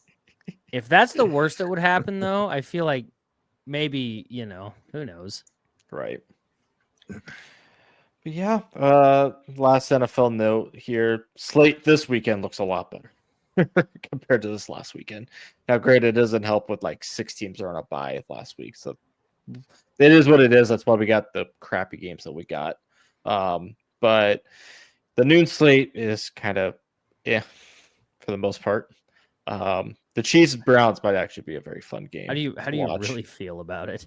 I would say Dolphins-Texans could be interesting. Dolphins-Texans could be interesting. It's really the afternoon slate that's going to be more of the fun matchups because, obviously I'm biased with my team, but then you got the Bills and Lions, you got the Steelers and Eagles. Packers-Seahawks was going to be really interesting. And same with the Bucks and Chargers. And then on top of the Pats and the Cardinals. That might be your one sicko afternoon slate game. But and then you got the doubleheader Monday night games of Bears, Vikings, and the sad Raiders and the Falcons. So Andy killed their quarterback. Yeah. They're literally going to tank for sure at this rate. I'm confident in it. You have to. And I don't know how I feel about that, but no, teams don't tank intentionally. What are you talking about? I mean, that just means you get to beat up on sure. twice a year now. I would really love that. Considering how Denver's played this year on defense, I would feel actually pretty confident in doing that twice a year. Right. You mean he's going to ascertain? It's. I'm just saying there could be positives. Every time I see new stats about Surtain, I'm like, everybody's like, well, yeah, he's one of the best cornerbacks in the league. Why are his stats so bad? It's because nobody passes to him. I was going to say, that's afraid what you want. I know I've talked about the Eagles already, but like Quinyon Mitchell, the rookie that came in, is going to be freaking solid because people are like, there's people that are commenting on like Twitter and stuff. They're like, I don't ever see him on field. That's a good thing. That means a good thing on defense. No one passes to him. The only criticism I have, and this isn't even his fault, I'm saying it with quotes, is that he should have had like 3 or 4 interceptions so far this year, if not more. And it's not his fault that he doesn't have them. The ball or like somebody or something, it just hits like somebody's helmet or somebody else comes out and knocks it out of his hands. Like it's like right there. It should be to him. And it just doesn't work out. Dude's got to be like frustrated that he hasn't got a single interception, but he's been playing really good defense. And as much as I also hate to say this, Cooper DeJean has also played really well this year outside of against Carolina. He and Riley Moss, white cornerback you.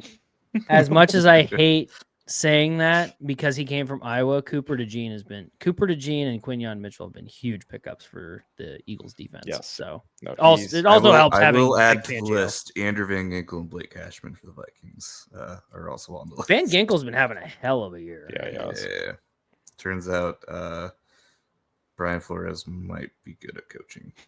So do you Might think he's getting a head coaching job next year? Hope not. He's Okay, his but name's now gonna be use tossed around there. use your real brain. Yeah, use your real brain. I mean, We'll The non-colorblind one. well, the colorblind one says we'll see what the NFL is okay with. I mean, it's Vance Joseph for the Broncos. That's not what I Also could be meant. in there too. But yeah, That's not it's gonna what I happen. meant. His name's gonna be thrown around. Just accept it. Hey, if we are allowed to replace him with Robert Saleh, I'll allow it. His name will actually be thrown around. I wouldn't be surprised. I would hate this, but I wouldn't almost be surprised if Saleh goes back to like the 49ers if he's looking for a DC job. He could easily get a head coaching job next year because it turns out easily get the Vikings DC job. It also turns out though that I don't think Robert Saleh was the problem on the Jets this year. What? It was a GM. Who would have guessed? Who they fired? I listened to Joe Rogan this week and he said otherwise. Yeah, exactly. That's all you got. I thought that was last week. You're getting your Joe Rogan episodes mixed up, guys. Come on now. He listens to all of it. Zach, duh. Yeah. Just becomes like a melting pot. Yes. Speaking of coaching changes, though, there's been a lot in terms of college. Oh, there's the segue. There's an immediate segue to a certain team in North Carolina. Yeah, I was like, I don't even know which one I want to start with. that I think should take the headline because that was new today as of this recording. Yep. So good old Billy Belichick is coming out of quote unquote retirement to not coach an NFL team. No, go back to the University of North Carolina at Chapel Hill. After giving them a 400-page coaching Bible. Yes. Was it 400 or 200? 400. I thought it was 400. Yeah. 400-page manifesto, basically, of like, here's what I want and here's what I'm going to do. Yeah. Why is it called a Bible for Bill Belichick, but when Connor Stallions does it, it's a manifesto? I don't make the rules. I'm gonna assume that manifestos have a lot more play calls from other teams where his would be like this Bill Belichick. But his would be specifically for North Carolina though. No, his is just less air in football. Two-step process. And Spygate. I would also think that, you could argue that Bill Belichick is potentially God. So probably. Although maybe I'm getting my authors of the Bible mixed up. I don't know. Not only did North Carolina replace one aging, sustained head coach for another. Is 1 year younger than Mac Brown. Mac Brown is 73. Bill is 70. Good on North Carolina for introducing some youth into the program. Good for them. I don't even know how it's going to work. Bill Belichick, one, is not coach college in forever. Two, this type of college universe that he's walking into. I mean, it's pretty much pay to play, and it's NFL light. Yeah, I would say he actually is more qualified from that standpoint, at least. My question that I have for him going back to NCAA after being out of it for so long is, how does he deal with because like the NFL is a business, right? So like there's still politics within the business, but it's very much business centric. College has a lot more. College has a lot more like politics in terms of like showing up to things for the school aspect side of things and having to, you're juggling multiple things where the NFL is you show up to play football, like that's what you do, and like in his case he shows up to coach football. But like there's a lot more involved, I think, in college football with like what you have to do as a head coach or delegate as a head coach at least. Like how does he deal with that? I think while I think they're almost similar playing fields, I still think it's different enough. It's almost going to be like a culture shock. Not so crazy to the level of like what it would have been 5-6 years ago before NIL and stuff, but I don't know. I don't think it's going to be bad, but I don't know if it's going to be good. You know what I mean? You're right. Could be bad. It could be Could be very bad. yeah, it'll be interesting. I don't know. I mean, at the very worst, I mean, he's gonna bring in big names just because, like, I would imagine people would want to come to play for Bill Belichick, Right. Like, yeah, not really gonna look at school name or whatever. Like, yeah, like, why would I not? I mean, from at least that standpoint, it kind of makes sense. I'm just curious why. But bored, probably. I'm just curious why UNC. I don't know if it's more of like, obviously he wanted to get back into coaching, and I'm wondering if it was more of maybe NFL teams weren't willing to give him any more looks, or he just wasn't getting good feedback from any ownerships that were wanting to hire him in the NFL. So then he just went to college. I'm spitballing, I don't know, but obviously he wanted to get back into coaching. I don't know if any NFL teams would want him. But I mean, it's a crazy thing to say about Bill Belichick, but I think he also, but I think with the NFL, at least, he wants a lot of like control. Where like when he was at New England, he was not just the head coach, he was also the he wasn't the owner, but he was basically the GM. Mm-hmm. So maybe that's why he went to college.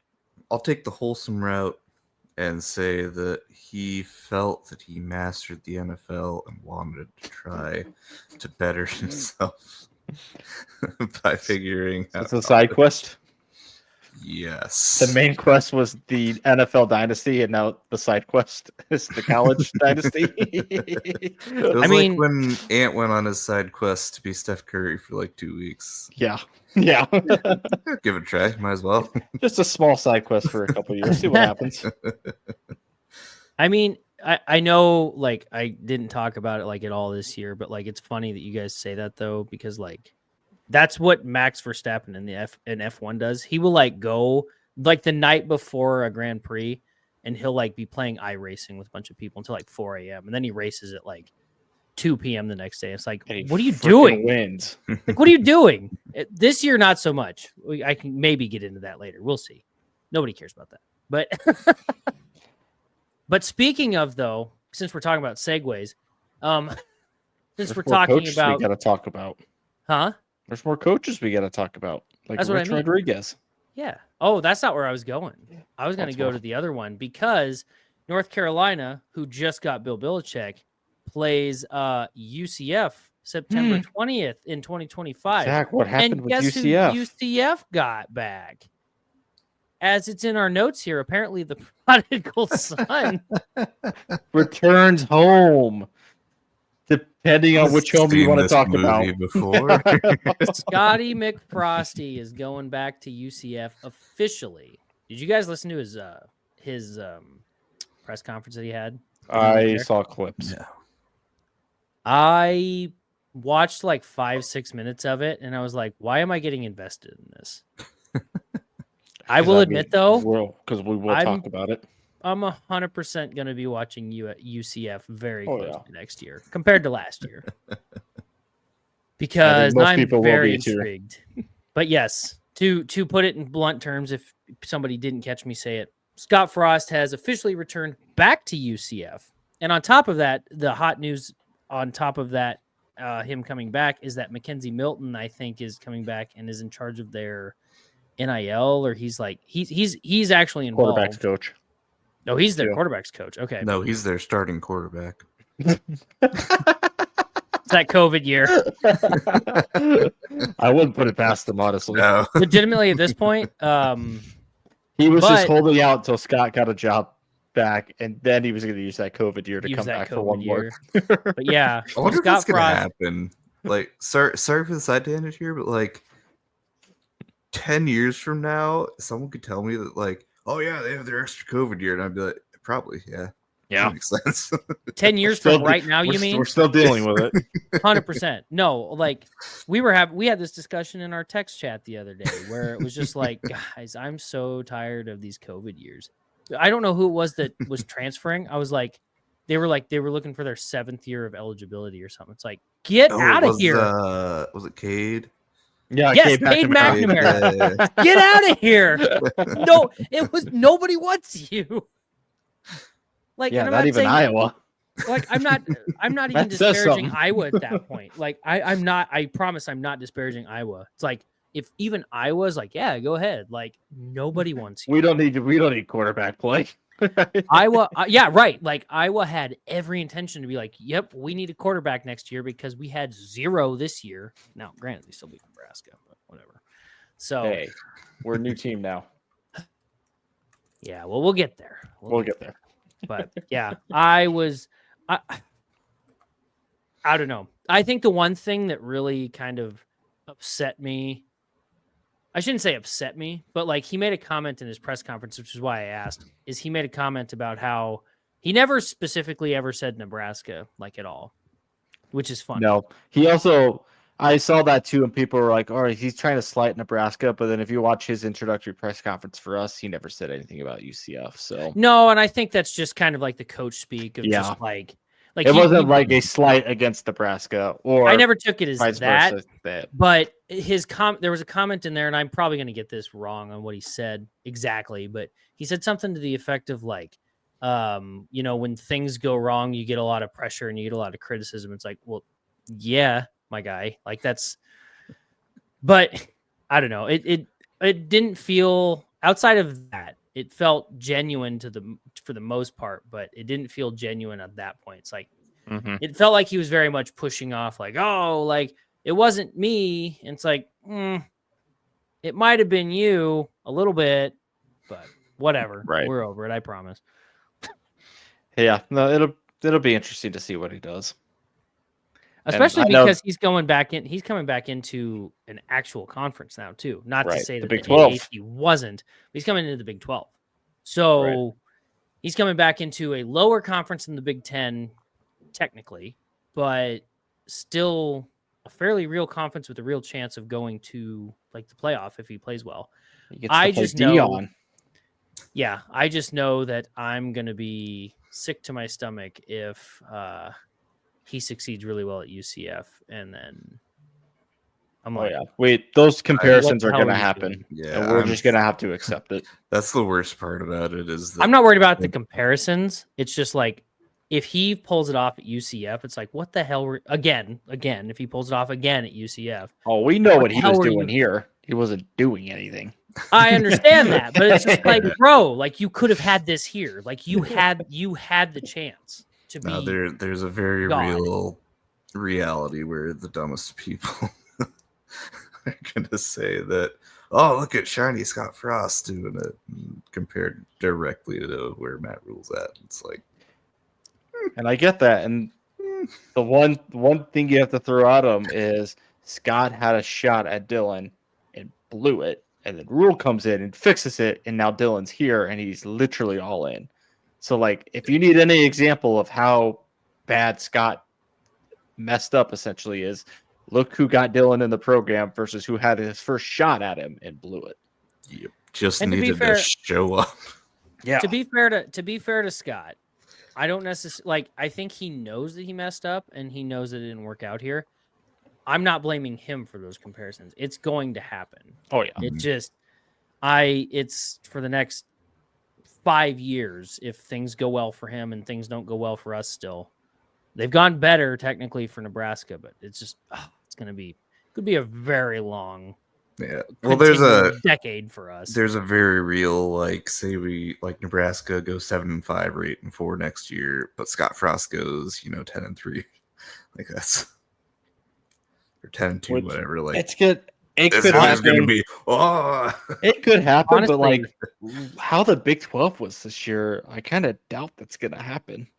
Because I mean, Arizona State got in. We'll get to the bracket in a second, but I mean, the last couple of weeks you had, Texas Tech, Kansas. Well, not kind of Kansas, but Kansas State, Colorado, Arizona State. Literally 4 or 5 teams all playing for a spot in the Big 12 championship at the end of the season. So, and they weren't just like, sub 500 teams. I mean, they were all 7-2, 6-3 in conference record.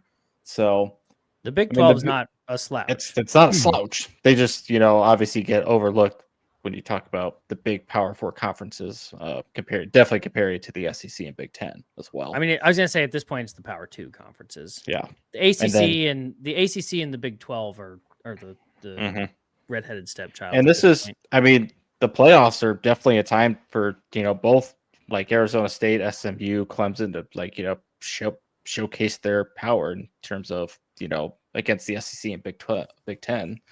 But yeah, before we get into Nebraska, we can talk into the first ever official playoff bracket that did come out. So yeah, that's what I was gonna say. You gave us that segue, Andy. So props to you. Obviously, I think the biggest thing we were all worried about was how was the committee going to get Alabama into the playoff. And I think not even just us. I think a lot of people were worried about it. But the committee did the right thing. They put SMU in despite losing the conference championship to Clemson, which was an incredible game nonetheless. But yeah, obviously Oregon at the 1 seed, not a big surprise. Georgia at the 2 seed, not a big surprise. I'm on the Boise State train. I think a lot of us are. It does kind of hashtag my Heisman. Yes, it obviously I'm very happy that they get the bye. They got the 3 seed. I'm a little upset that they didn't get a first round home playoff game. That's because that would be like you send Indy or like you send Ohio State or you send Tennessee to Boise, Idaho for a playoff game. Incredibly would have been great TV and very funny. Would have been amazing. I would have been okay with Bama making it if they had to go to Boise. Idaho for the first round game. So that's the only big reason that I'm upset that they got the 3 seed and bye, which they totally deserve. But it just would have been cool to see a Boise home playoff game for the first round. And then Arizona State deservedly, Big 12 champs, throttled Iowa State in their conference championship. Matt Campbell doing his best Bo Pelini impression in the conference championship. And Kenny Dillingham, he's very loyal to Arizona State. I don't feel like he's going to be at Arizona State very long. Considering how he does in this playoffs, he's definitely going to be a name that's going to be pulled for like a bigger, maybe a bigger Big Ten or SEC school that might open up eventually.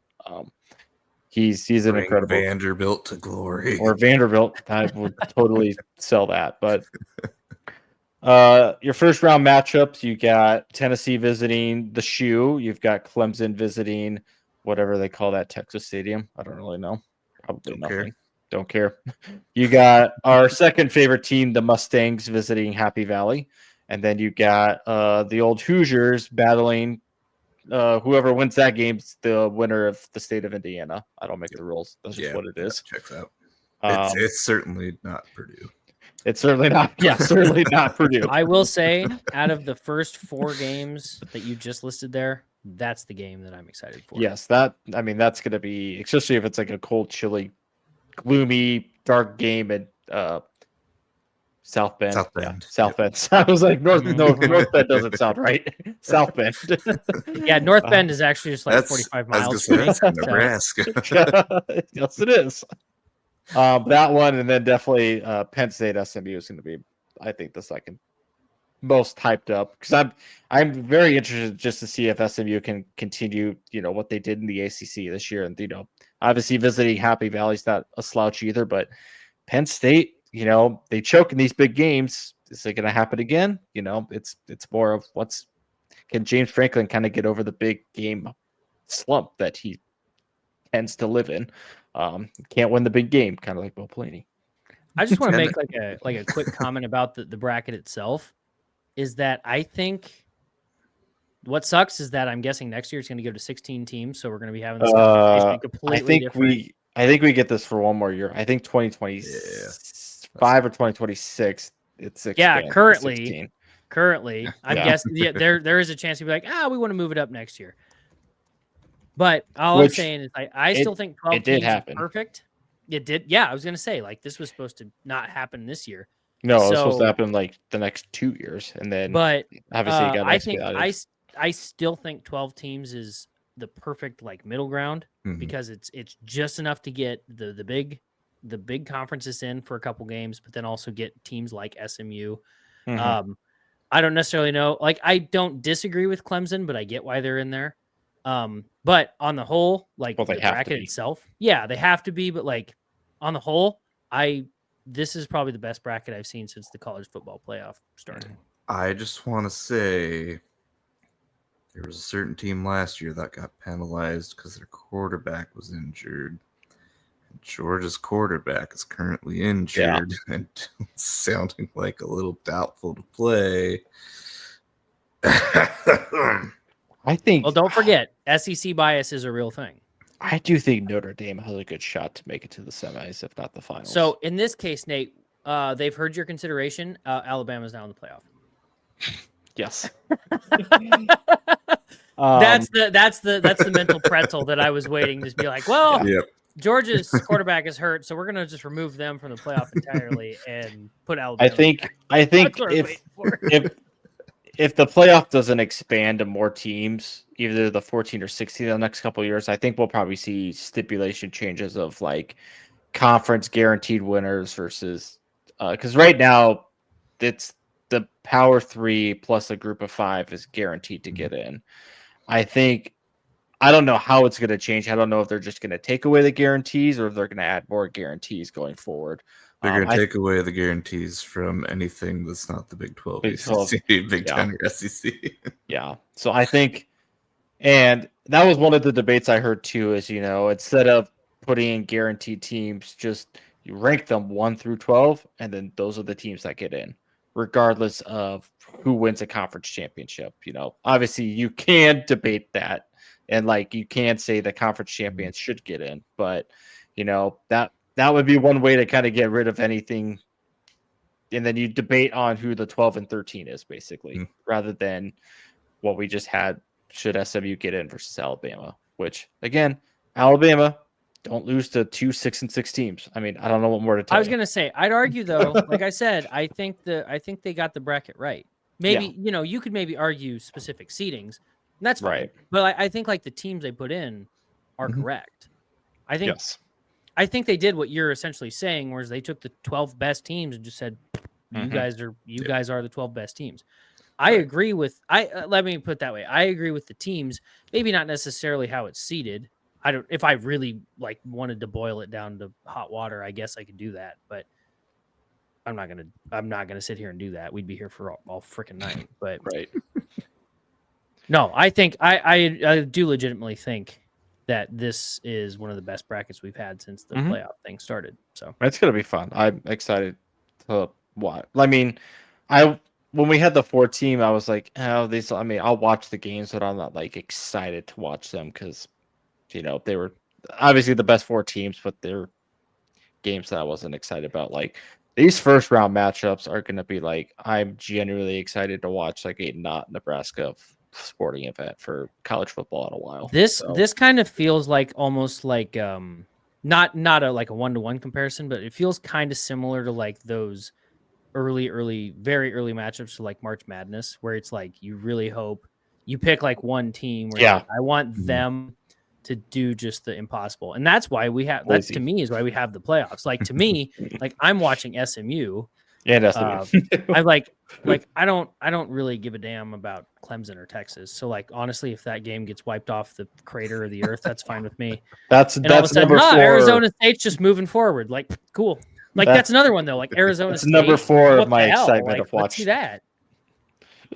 Yeah, it's fun. But yeah, Nate, any more playoff thoughts that you have? Tragic that they didn't include Army, but that's about my only snub. I was really hoping that Tulane would pull off some kind of crazy upset in their last game, but they didn't. Yeah. But I don't know if they would have even gotten a playoff bid, to be honest. It's going to be interesting going forward. If the rules do change, do you create one more spot for another group of 5 team instead of just the one guaranteed spot?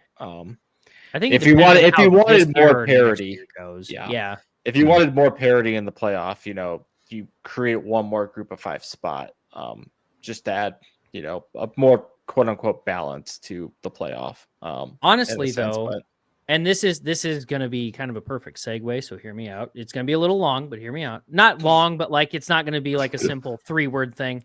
But with the new Can introduction, you make it a the- 3-word thing? No, I cannot.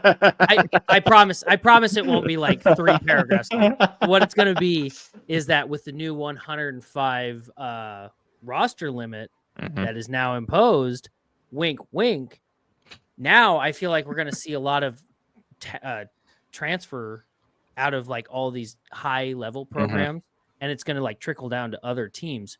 So like, yeah, while like teams like SMU are 11 now, in a year or two with that same talent that they got from somewhere else, could be 5 next year. So yeah, I could see the argument of putting in another G5 team because at that point, yeah, they're G5 technically, but they're on the same level as a lower end P5 team that could make a run. And with that, with the whole 105 roster limit thing, we can talk about transfers and our team and what's been going on in the it's not really off season yet, but we can talk about Nebraska. And also brush under the rug that Rich Rodriguez is going back to West Virginia. 17 years later, but yes. Who cares? Yeah, what? Did anything happen at Nebraska in the past week and a half? Not that I'm aware. Not really. Okay. Well, we could just wrap it up.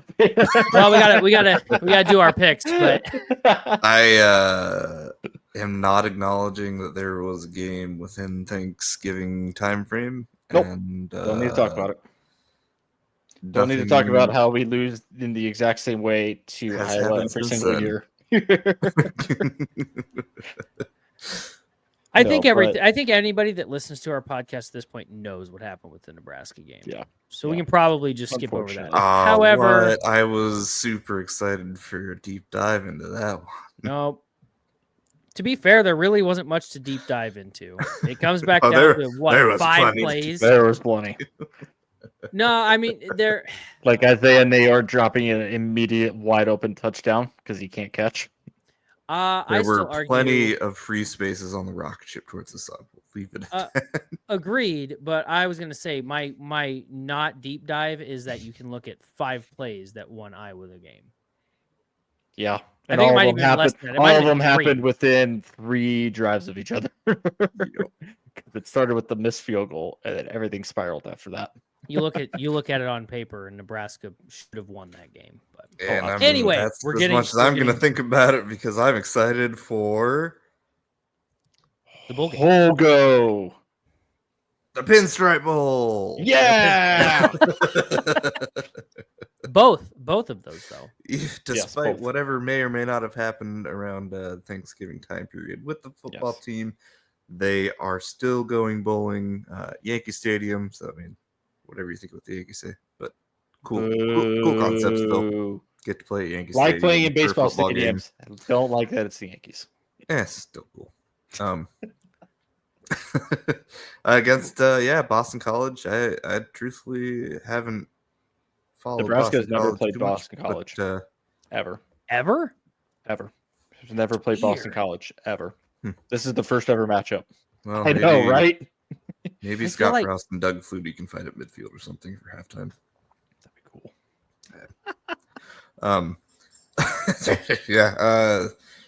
Should be an interesting game. It's one of those matchups where it's like they've never might not win. It's so hard because this goes back to the portal. It's like you don't know who's gonna be there on the roster for the game. Yeah, we don't truthfully know outside of like specific people like Dylan. Dylan's probably gonna play at least a little bit. But like I don't know what any of it's gonna look like. Here's the thing we can take from having the bowl game is that we're getting like 2 weeks more of extra practices that we didn't have last year or 7 years before that or whatever. So that's great. It's great to have more practices because that just means our team gets better and better. Hopefully. Yes. But yeah, on paper, I was gonna say I was looking at just like a statistical breakdown somewhere, and Nebraska on paper looks better. But of course, that's why you play the games. But also, we're Nebraska, so we could be the greatest team on paper and still find a way to Iowa, Nebraska. Don't look at Thanksgiving time frame. May or may not have happened at all. it has been wiped from all existence. Correct. That said, while the Pinstripe Bowl is a huge deal, you can't really glean too much from it until we get closer to it, which is, when is that game? December 28th. 28th at 11 a.m. on ABC. All right. Well, that kind of is that the weekend that like a lot of bowl games really kick off though too. Is like Yes. yeah. There's like so. 5 or 6 that day. The Fenway Bowl's at 10 a.m. Central, which is 8 a.m. out here. Oh my Lord. Yeah. So there you go. So 28th is when Nebraska plays. So obviously we'll have a little bit more of like a I don't know about a deep dive into the game, but we'll at least talk about it a little bit more as we get closer. But I think the hot goss comes around all the coaching and portal changes from Nebraska. Yeah. Biggest thing before we get into the players aspect is as the season ended, we kind of assumed that Tony wasn't going to stick around. And this, you could have taken this from last year as well. I mean, it was, they signed that extension with him in the offseason to say, like, yeah, he's staying here for another year. And that could have been the sign that, like, this was probably his last year coaching at Nebraska. So he leaves. He goes to be a defensive coordinator at Florida State / associate head coach, I believe. Or no, that might have been just here. Either way, he's going there. Then you figure out that Terrence Knight, our defensive line coach, is following him. And then our good old friend Evan Cooper from the offseason that resigned his position at Nebraska for personal reasons, which you could probably scour Reddit for that information if you really want to. I haven't seen anything. On there. I've seen things. I kind of have an idea of what has happened. Regardless, he's following them to Florida State to be their DB coach, which then you're like, oh, Nebraska has all these openings on the defensive side now. What are they going to do about it? Well, I'll tell you what they did about it. First, they promoted John Butler to interim DC for the bowl game, and then Rule said like a couple of days later he's going to be full-time defensive coordinator. So that happened. He also brought in former longtime coach Phil Snow with him to be associate head coach with John Butler. So that defense, I imagine it's going to be a combo of Butler and Snow running the defensive side of things. If not, Snow maybe cooking a little bit more with that. John Butler's still going to coach defensive backs with it. But and then snow is cold. It is. That's why it's here, Nate. Because we have snow. But how does it cook? Not great. Not great. Special scientific freezing ways. Questions. And then one that I forgot to put on our notes, I think Philip Simpson or Philip Sampson. His last name is one of those two. He's going to be outside linebacker edge coach now. And then they hired Terry Brenton. Haven't heard how his name is said yet, but he was the assistant defensive line coach for the Chiefs for like the past 8 years. So he's going to be our new defensive line coach. So kind of have all the defensive side pieces figured out now. And then on the offensive side, I think it was like a day or two after the Black Friday game, the rule came out, said our Lord and Savior Dana Holgorsen has signed a 2-year deal to be the offensive coordinator for Nebraska. They moved Satterfield to tight ends. Officially.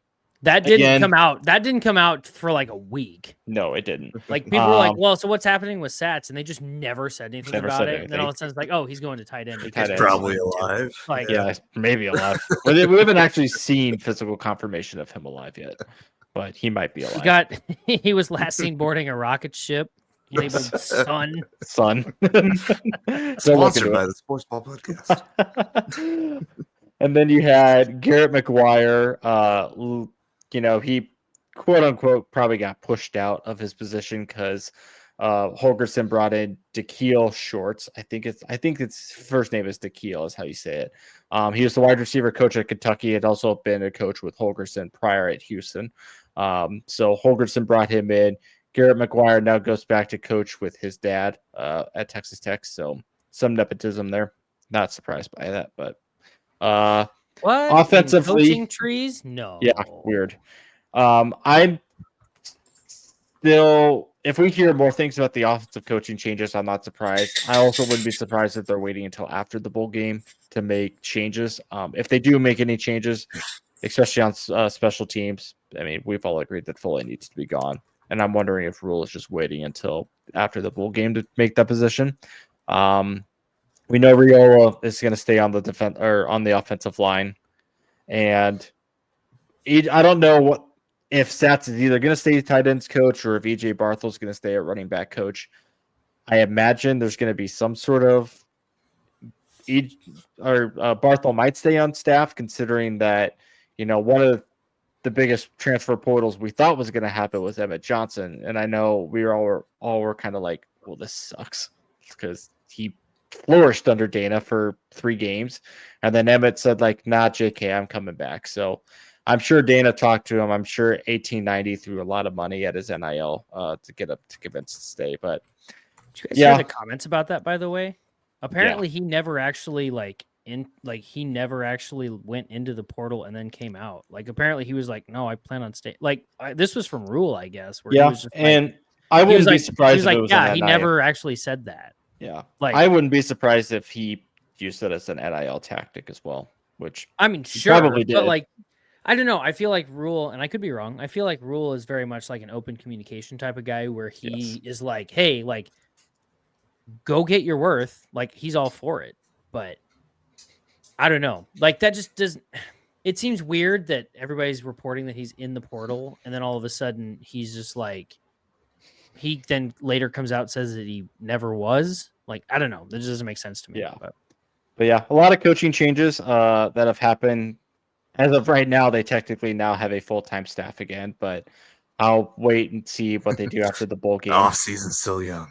Yeah, off-season is still very young, and they still have a bowl game that they got to prepare for. So I'll be interested to see what happens after the bowl game, whether more changes are made or they're going to stand pat and figure out what happens in the portal. But yeah, Emmett Johnson is coming back, so that's a big addition piece. Keanu Davis has also announced that he's coming back, which was a big defensive line piece that they needed to keep. Huge. Yes. Big, huge. He's only a freshman, and he probably redshirted, so he's probably still technically got 4 years of eligibility left. But not that I felt like we had to say this, no. or that he even had to say it, but Dylan's all in. Yeah, and that's the one thing I hate about the fan base of Nebraska is once there's one smoke that goes up in flames, like everybody, I'm sure there were probably people, Instagram, Twitter, everything was like, Dylan, like, are you going to stay? Like, what's happening?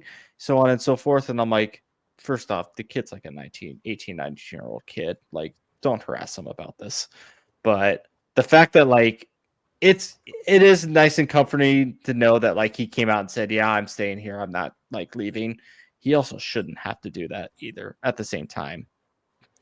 So it can go both ways, but obviously I think we're all very relieved that like, we have that reassurance that he said he was staying, but I personally don't feel like he needed to come out and say that because I thought he had a post like a couple days afterwards where it wasn't even necessarily an all-in post. It was just something about him, like in Nebraska gear, something or like whatever. It was like, oh, let's run it back or something next year. I remember seeing that and I was like, oh, like Dylan's staying. It was like a passing thing. I think you sent it to us, Andy. Yeah, I'm pretty sure I did. I just don't remember what. It was something like that though, where like it was very much like a passing comment of like, hey, like, let's do it again, or maybe it was like a quote tweet or whatever of. Whatever it was, and I just remember reading it like, oh yeah, no, I feel like Dylan's here to stay. Like I really had no qualms about it. Yeah, he is, and it's obviously if you're gonna keep anybody on that roster with all of your Hail Mary blitzes, NIL packages, it's obviously Dylan you're trying to keep on that roster.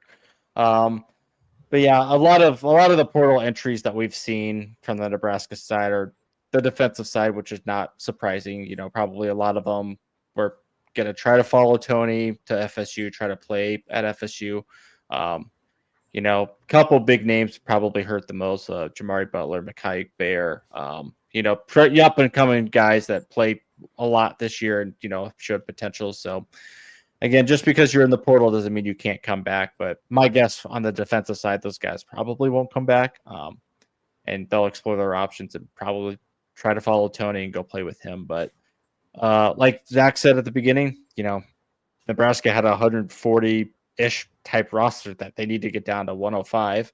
They don't technically have to get down to 105 until the first game of the year next year. And so whenever the first college kickoff game is next year is when the 105 roster limit starts. So they technically can go through spring ball, summer, kind of the beginning of fall camp with an over 105 roster, but then you have to cut it down by then. So there's a real world possibility that they go into fall camp treating it like an NFL, roster type situation where it's kind of a tryout and then you cut kids. You know what? Which is cruel to say, but there's a possibility that could happen. But this, I know I had texted you guys, I have thoughts on this whole portal madness, but that's a perfect little segue into my thoughts with it, is that I love that. I don't love the fact that we're going to see a lot of attrition this year just because of how numbers work, clearly. And we're not necessarily loving it now, especially with some of the names, potentially Emmett Johnson's coming back, but there was a potential that he was leaving. Right. But on the flip side of that, we're not the only team that has to do that. There's a lot of teams going to have to shed talent. So there's a lot of teams out there that are going to be losing really good talent that Nebraska could bring in. I really do think that, and they will. Nebraska, I mean, there's no doubt they will. Yeah, they will. And I can't think of his name. I can't find his name, but there's a guy from Kentucky that was their leading receiver last year. I can't remember what his name is. There's two of them. Oh God, you keep talking. I'll look it up. But anyway, he was their leading. No, Nate. He's in. No, he plays in New York now. He plays in New York now. It's not real New York, but I guarantee if you gave him a chance, he would come back to Nebraska for the season. He might now. But yeah, anyway, instead of playing with knockoff or Danny Dimes. But anyway, I do legitimately think we're going to shed talent. We're going to shed names that we run. Looks like Danny Kalen. A lot of people are mad about him. Dane Key. Yes. So him, he was the leading receiver on Kentucky's team last year, and Kentucky's passing offense was atrocious last year. So the fact he had, I think it was their wide receiver coach is now our wide receiver coach. Exactly. So might want to connect 2 and 2. In my head, I'm sitting here thinking yes, it sucks that we're seeing all these kids leave. I get that. But we could have a lot of other teams are also going to be really good next year too. I'm not saying Nebraska's going to suddenly come out and be a freaking 11-1 team next year or anything like that. But I'd love it. I'd love it. I'm not making that claim right here is what I'm saying. You heard it here first. Zach's prediction for next year already. No. Those come out in March once we're in off-season Kool-Aid season for officially. We're high on it. Oh, we're already turning the tide on off-season champs, Zach. No. What I will say is I think going back to kind of what we said earlier about with the playoff, I think there's going to be a lot more parity. I think Nebraska could be a very competent team next year by getting some of these portal people. And honestly, with the people they brought in, I still don't know necessarily how I feel about John Butler, but looking at his resume, I think he's qualified to be a DC. The Phil Snow aspect of that helps kind of ease some of that. I will agree. And I think Butler's going to be an 80% guy where he's running most of it, with the 20% being he goes to Snow to be hey, what would you do here? It's more of John Butler's leading it. Butler's leading it, but Snow is the one that's helping just get last bits out. But I don't know. And I think it's going to be an interesting year next year. Yeah, and I wonder if that's kind of. I mean, we had made this assumption halfway through the season, even maybe earlier, with Tony is. Were there too many cooks in the kitchen? And they brought Phil Snow in at the time that they brought Dana into kind of at the end of, might have been the beginning of November. But I wonder if that was kind of the writing on the wall too is, Tony probably wanted control of the defense, and Rule historically has been a defensive guy. So I'm wondering, like, between Rule, you bring it in Phil Snow, John Butler, Tony White. I wonder if there's just too many butting heads on that defensive side for Tony to like feel comfortable running his own defensive unit, which is why he left. So now that it's just kind of a John Butler, Phil Snow tandem, essentially, Rule's definitely going to be a part of that too. Hopefully there's less cooking in that kitchen, but remains to be seen. But we could go through whole portal people of who's leaving, who's not leaving, so on and so forth. Nebraska, I think the biggest one that I see people so happy about is they're hosting like a long snapper portal edition. Which, if you saw our long snapping this year, we probably need one. Wait, was long snapping this year, or was it the whole? It was the whole thing, all of it. Well, okay, so here's the thing. Here's the thing. Hot take. I think John Hull is probably our kicker going forward because I think he's a good kicker. But how many freaking chances did he have? And I'm not blaming him for this. I'm saying how many chances did he have where he had probably everything to go. All he had to do was kick it, and then everything else went wrong. Yeah, like for the kicks that he missed, like his stats look terrible, but the stats that he missed, not his fault. No, couple of them were, but all of them, no, not at all. And Nebraska hasn't officially got anybody committed out of the portal yet, but they've got him coming in. I think they have an offensive tackle from Washington coming to visit. They have an FIU receiver coming to visit who was like one of the top 5 leading receivers in the nation this year coming to visit. They got a linebacker coming to visit. So these next couple of weeks in terms of trying to prep for a bowl game too, we're probably just going to see a lot of, commit portal people come in to visit, so on and so forth. But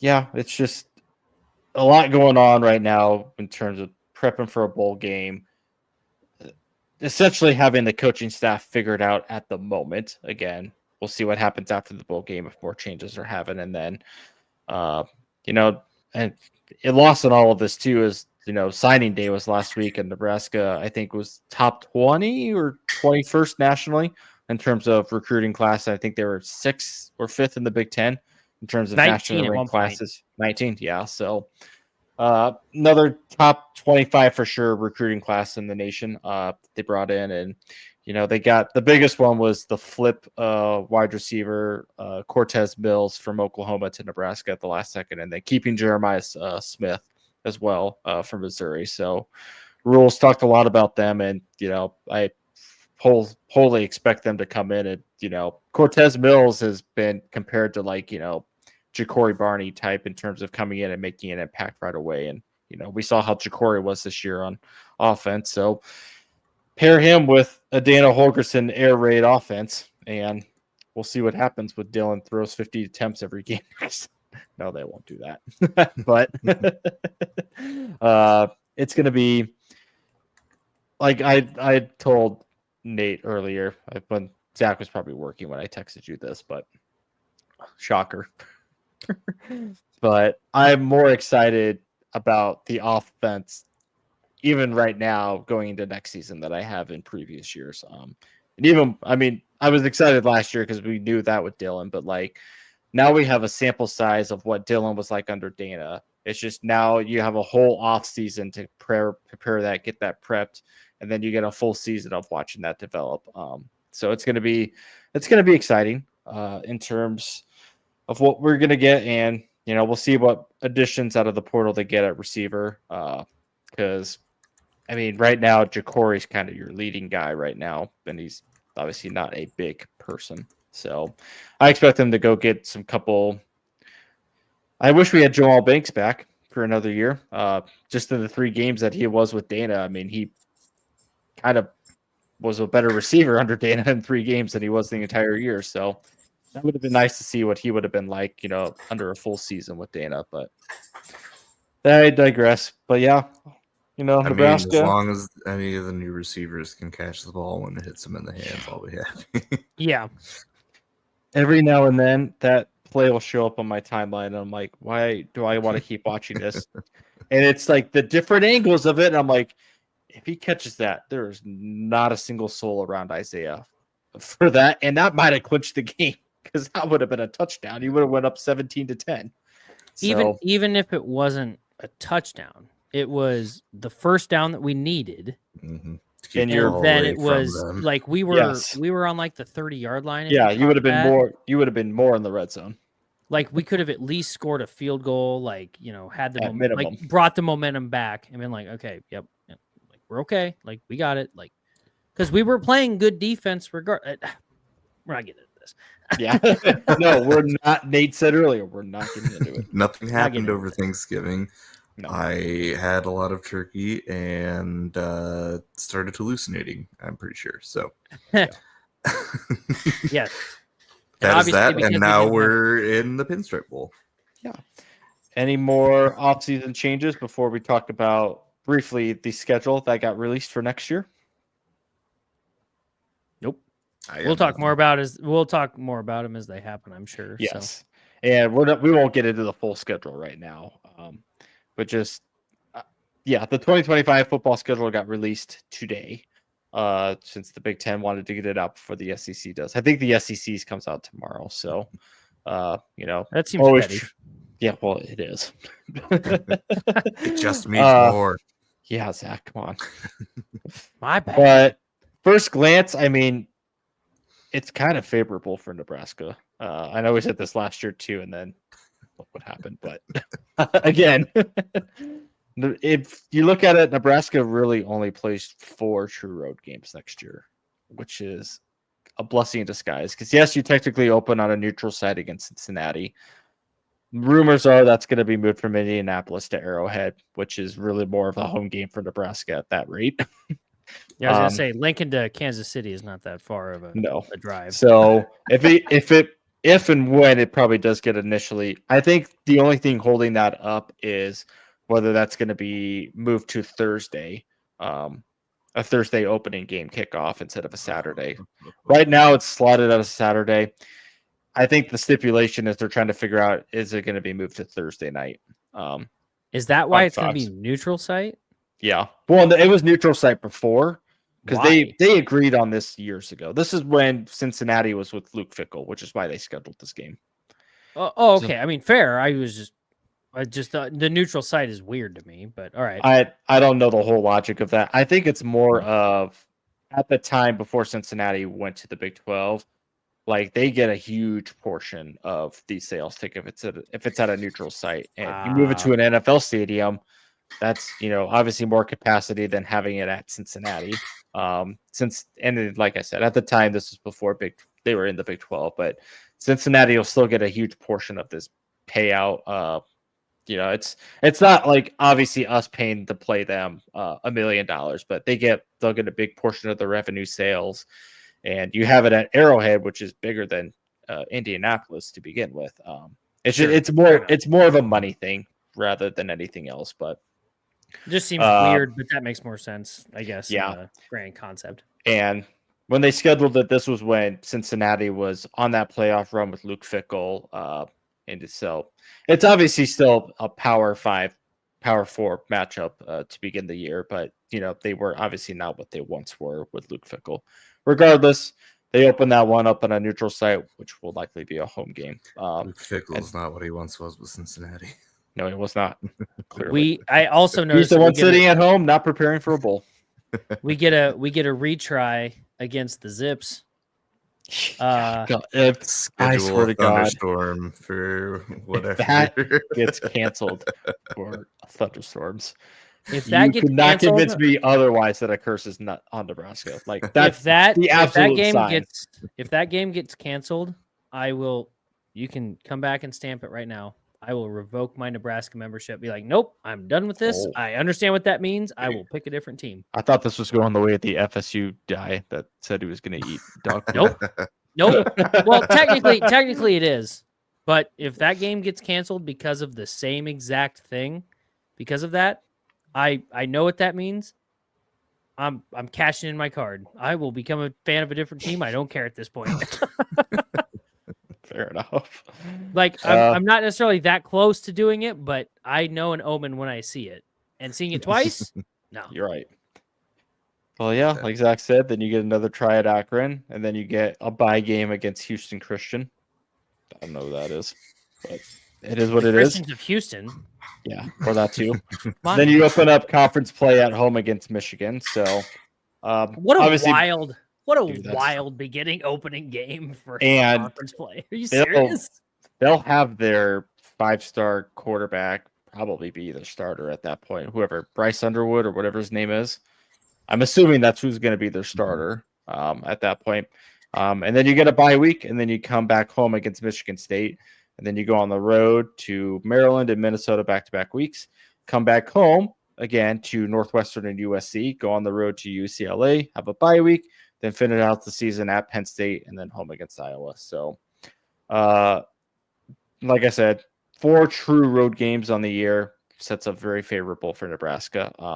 And when they have to travel out west, I mean, you travel out west to UCLA, then you come back for a bye week before you travel back out east to Penn State. So they're not, it's you get a bye week between 2 long opposite ends of the country travel games, which is super helpful. And who knows what Nebraska will be like when they go to Penn State? Who knows what Penn State's going to be like when that game happens? Could be a big game, could be a top Nebraska top 2 matchup, could be a Nebraska helmet game. I don't know. All the possibilities are there. But yeah, schedules, again, very favorable for Nebraska next year, just in terms of when games happen, when the true road games are, so on and so forth, when the bye weeks are. So very this favorable is also assuming that these teams don't change too much. Right. Yeah, this is all, all the pre-notions that Nebraska and all their opponents are what they were last year, which is not going to be the same. But yeah, I like the matchup. I like the schedule as it is right now. I'll be interested to see, again, 1, if that neutral site game gets moved, and 2, if any of the conference games get moved to like a Friday night. Nebraska's usually due for one of those every year. I just don't know which one it's going to be. The one at Maryland screams Friday night. I know it's Saturday right now, but that screams like they'll flex that to a Friday night game, which might suck when you come off a home game and then you have to immediately travel out way east. But that's the only one that pops off the page right now for me as Friday night game at College Park. I can see a world where Minnesota's a Friday night yes, game too. That too. And it all might be very dependent as we get closer to the networks and scheduling and how the offseason hype is how hyped is Nebraska, how hyped is Minnesota in the offseason in terms of where those teams might be when that matchup does happen. Especially with how Minnesota started the year and then finished the year. Right. This year, where they started off and Minnesota looked bad. And I mean, they kind of always, I wouldn't say they always all do this, but they at least start slow and then they eventually get going. I mean, they were quietly an 8-4 team this year, or close to that. Yeah. I mean, and that's just, again, stupid PJ Fleck and what he does, but what he does. I hate him for it, but what he is. Nate, your dog is going a little wild over there, I think. I think she's a winner, so thank you. All right. Sounds like she's opening just a beer after a beer after a beer. Just it's called talent. I don't understand what the issue is. All right. Pick time, boys. Pick time. So I might just stick to all NFL because that's the only thing I feel super confident in right now. Give me, I don't even know if I want to make this a bold pick or a sickle pick. It could apply to both. We have to start with bold. Do that. Yeah, we'll do bold. I'll do the bias pick. Denver over Indianapolis -4. At home with the playoffs on the line, I think the team will show up and maybe. Oh, I don't want to say bench Anthony Richardson because then they'll play against Joe Flacco. Then that'll be worse. Then the vibes will be really off, and I'm like, well, crap. Joe Flacco's going to do some weird things. But yeah, I think they'll handle Indianapolis at home. Jonathan Taylor ain't crap anymore. Oh. Ouch. No, he's still pretty good. Nate, if you got one, go for it. Otherwise, I think I got mine picked. Well, you can need to still. I know my sicko pick. Unless one of you two take it here. Zach, go for it. All right. All right. I'm going to stick with the NFL here. Kansas City is favored 4.5 points over Cleveland. I get it. The Jameis effect is real. But I know it's real. But we've had 2 games of the Jameis effect. Is it 2 or 3? Oh, it's been like 4. Is it really? Yeah. Mm-hmm. Oh my gosh. Wow. It actually might be more than that. Oh, I didn't think it was that many. No, he came in and beat the Ravens, which That's was a good like point. weeks and weeks I ago. guess I'm basing this off of just what I've truly watched, which has not been all of those games. Which was my Monday night shootout game. But I think we're starting to see, maybe not now, but I think we're going to start seeing that trail off, and I think against Kansas City is where it's going to happen. I think 4.5 is an easy cover for. I think it's going to be an easy cover for Kansas City. Give me that one. Kansas City at 4.5. Okay. Nathan, I'm thinking I'll help you out here, Andy. I'm gonna go Tampa Bay beats the Chargers outright. That's Chargers gonna be favored -3. That's gonna be a really good game. Yeah, I think are they favored or no? Chargers are favored -3. Yeah, Chargers are favored -3. Herbert sat out practice today with that ankle thigh issue. He's probably not going to be 100%. They don't have Dobbins anymore. That is news that I was aware of. Yes. McConkey, I don't know if Lad's even going to be. I mean, he was out last game. He might be healthy for this game. So, yeah, I mean, I like that. It's the Bucks have, they've been so this year, but when they can turn it on, they can turn it on. So, yeah, I like that. My sicko pick. Give me Carolina over Dallas. Carolina favored? Yeah, exactly.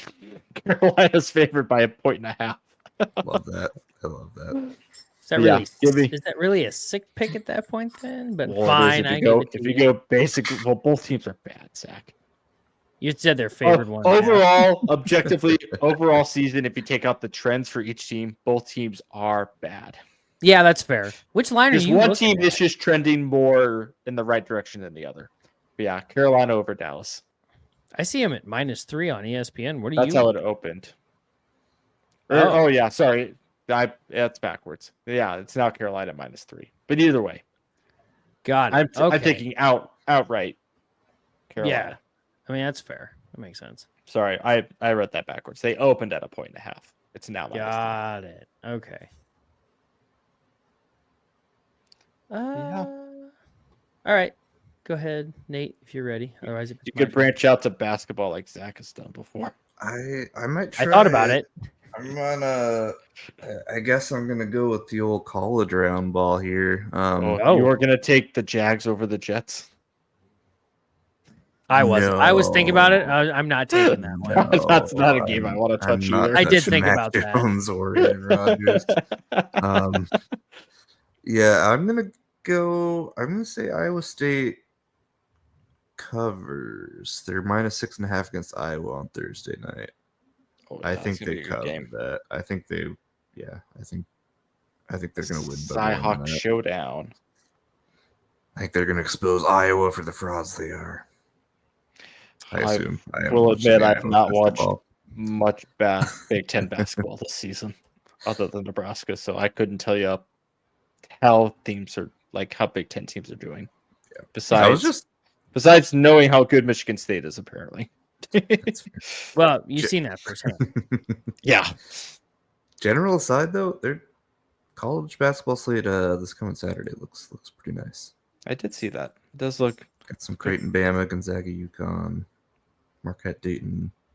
Nice. I'm interested. I'm interested in Creighton now that Pop Isaac is done for the year. Man went off against Kansas and then. Hey, Stephen Ashworth was, and then he wasn't. So there's still a chance. You're right. Well, Stephen Ashford didn't already declare that he's having season surgery like Pop did. He's just gotta want it more. You're right. Where's the fault in that? But drum roll. Tennessee, drum roll Illinois is going to be good. That ain't That's too much. That's too much orange. That's way too much orange. That is a lot of orange on one court. But I think we have delayed it long enough. all right. Zach, the pick to beat all picks. The pick of I don't know all about time that. is. I don't know about that, Nate, but I will say, just looking at the NBA slate, and this is for Friday. So Wait, when did Nate this even give his comes out- pick? Huh? Did Nate Yeah, even give his I pick? said Iowa State was Yeah, going to Iowa cover -6.5 over Iowa. Oh, you were okay. You were hyping up to Zach. Okay, Yeah. I thought you guy. were hyping up to yourself again. I'm like, wait, did you just pick? No. So this, as of this recording, this game is happening on Friday. So hopefully this line doesn't change too much. But Phoenix plays at Utah in the NBA, and Phoenix is favored at 4.5 points. Phoenix you met has a not been college team, playing. Phoenix, and I'm like, who the hell is Phoenix? No. Online Sorry. university. Suns, sorry, are playing at the Utah Jazz. So the Suns are favored 4.5 points. Gonna be honest. Is they've been KD playing- back? Maybe. Keep me the Jazz. But here's the thing. Will It's- Jimmy it's not- Butler be there in time? Yeah, will he be there in time? Here's the thing. It's the Suns. Even if KD's back, he's coming back off of another injury, so he's not necessarily going to be playing a lot.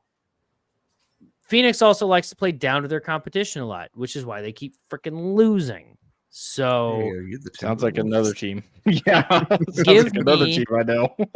give me Utah covering that 4.5 point. Sicko. Phoenix may win. Phoenix may 100% win it, but it's going to be like a 1 to 2 point type of game. Give me Utah covering that 4.5 point spread because I don't think the Suns are going to pull that one out at all. Let me put this in here so I can actually know what I'm doing. There we go. Yeah. Jazz at 4.5 plus 4.5. All right. I still hope the Suns win, but I would Yeah. 100% not be surprised if the Jazz cover. So Okay. Fair enough. good teams win, great teams cover. You're right. That is the old saying. All right. Well, Lots to catch up if you on, but we did it.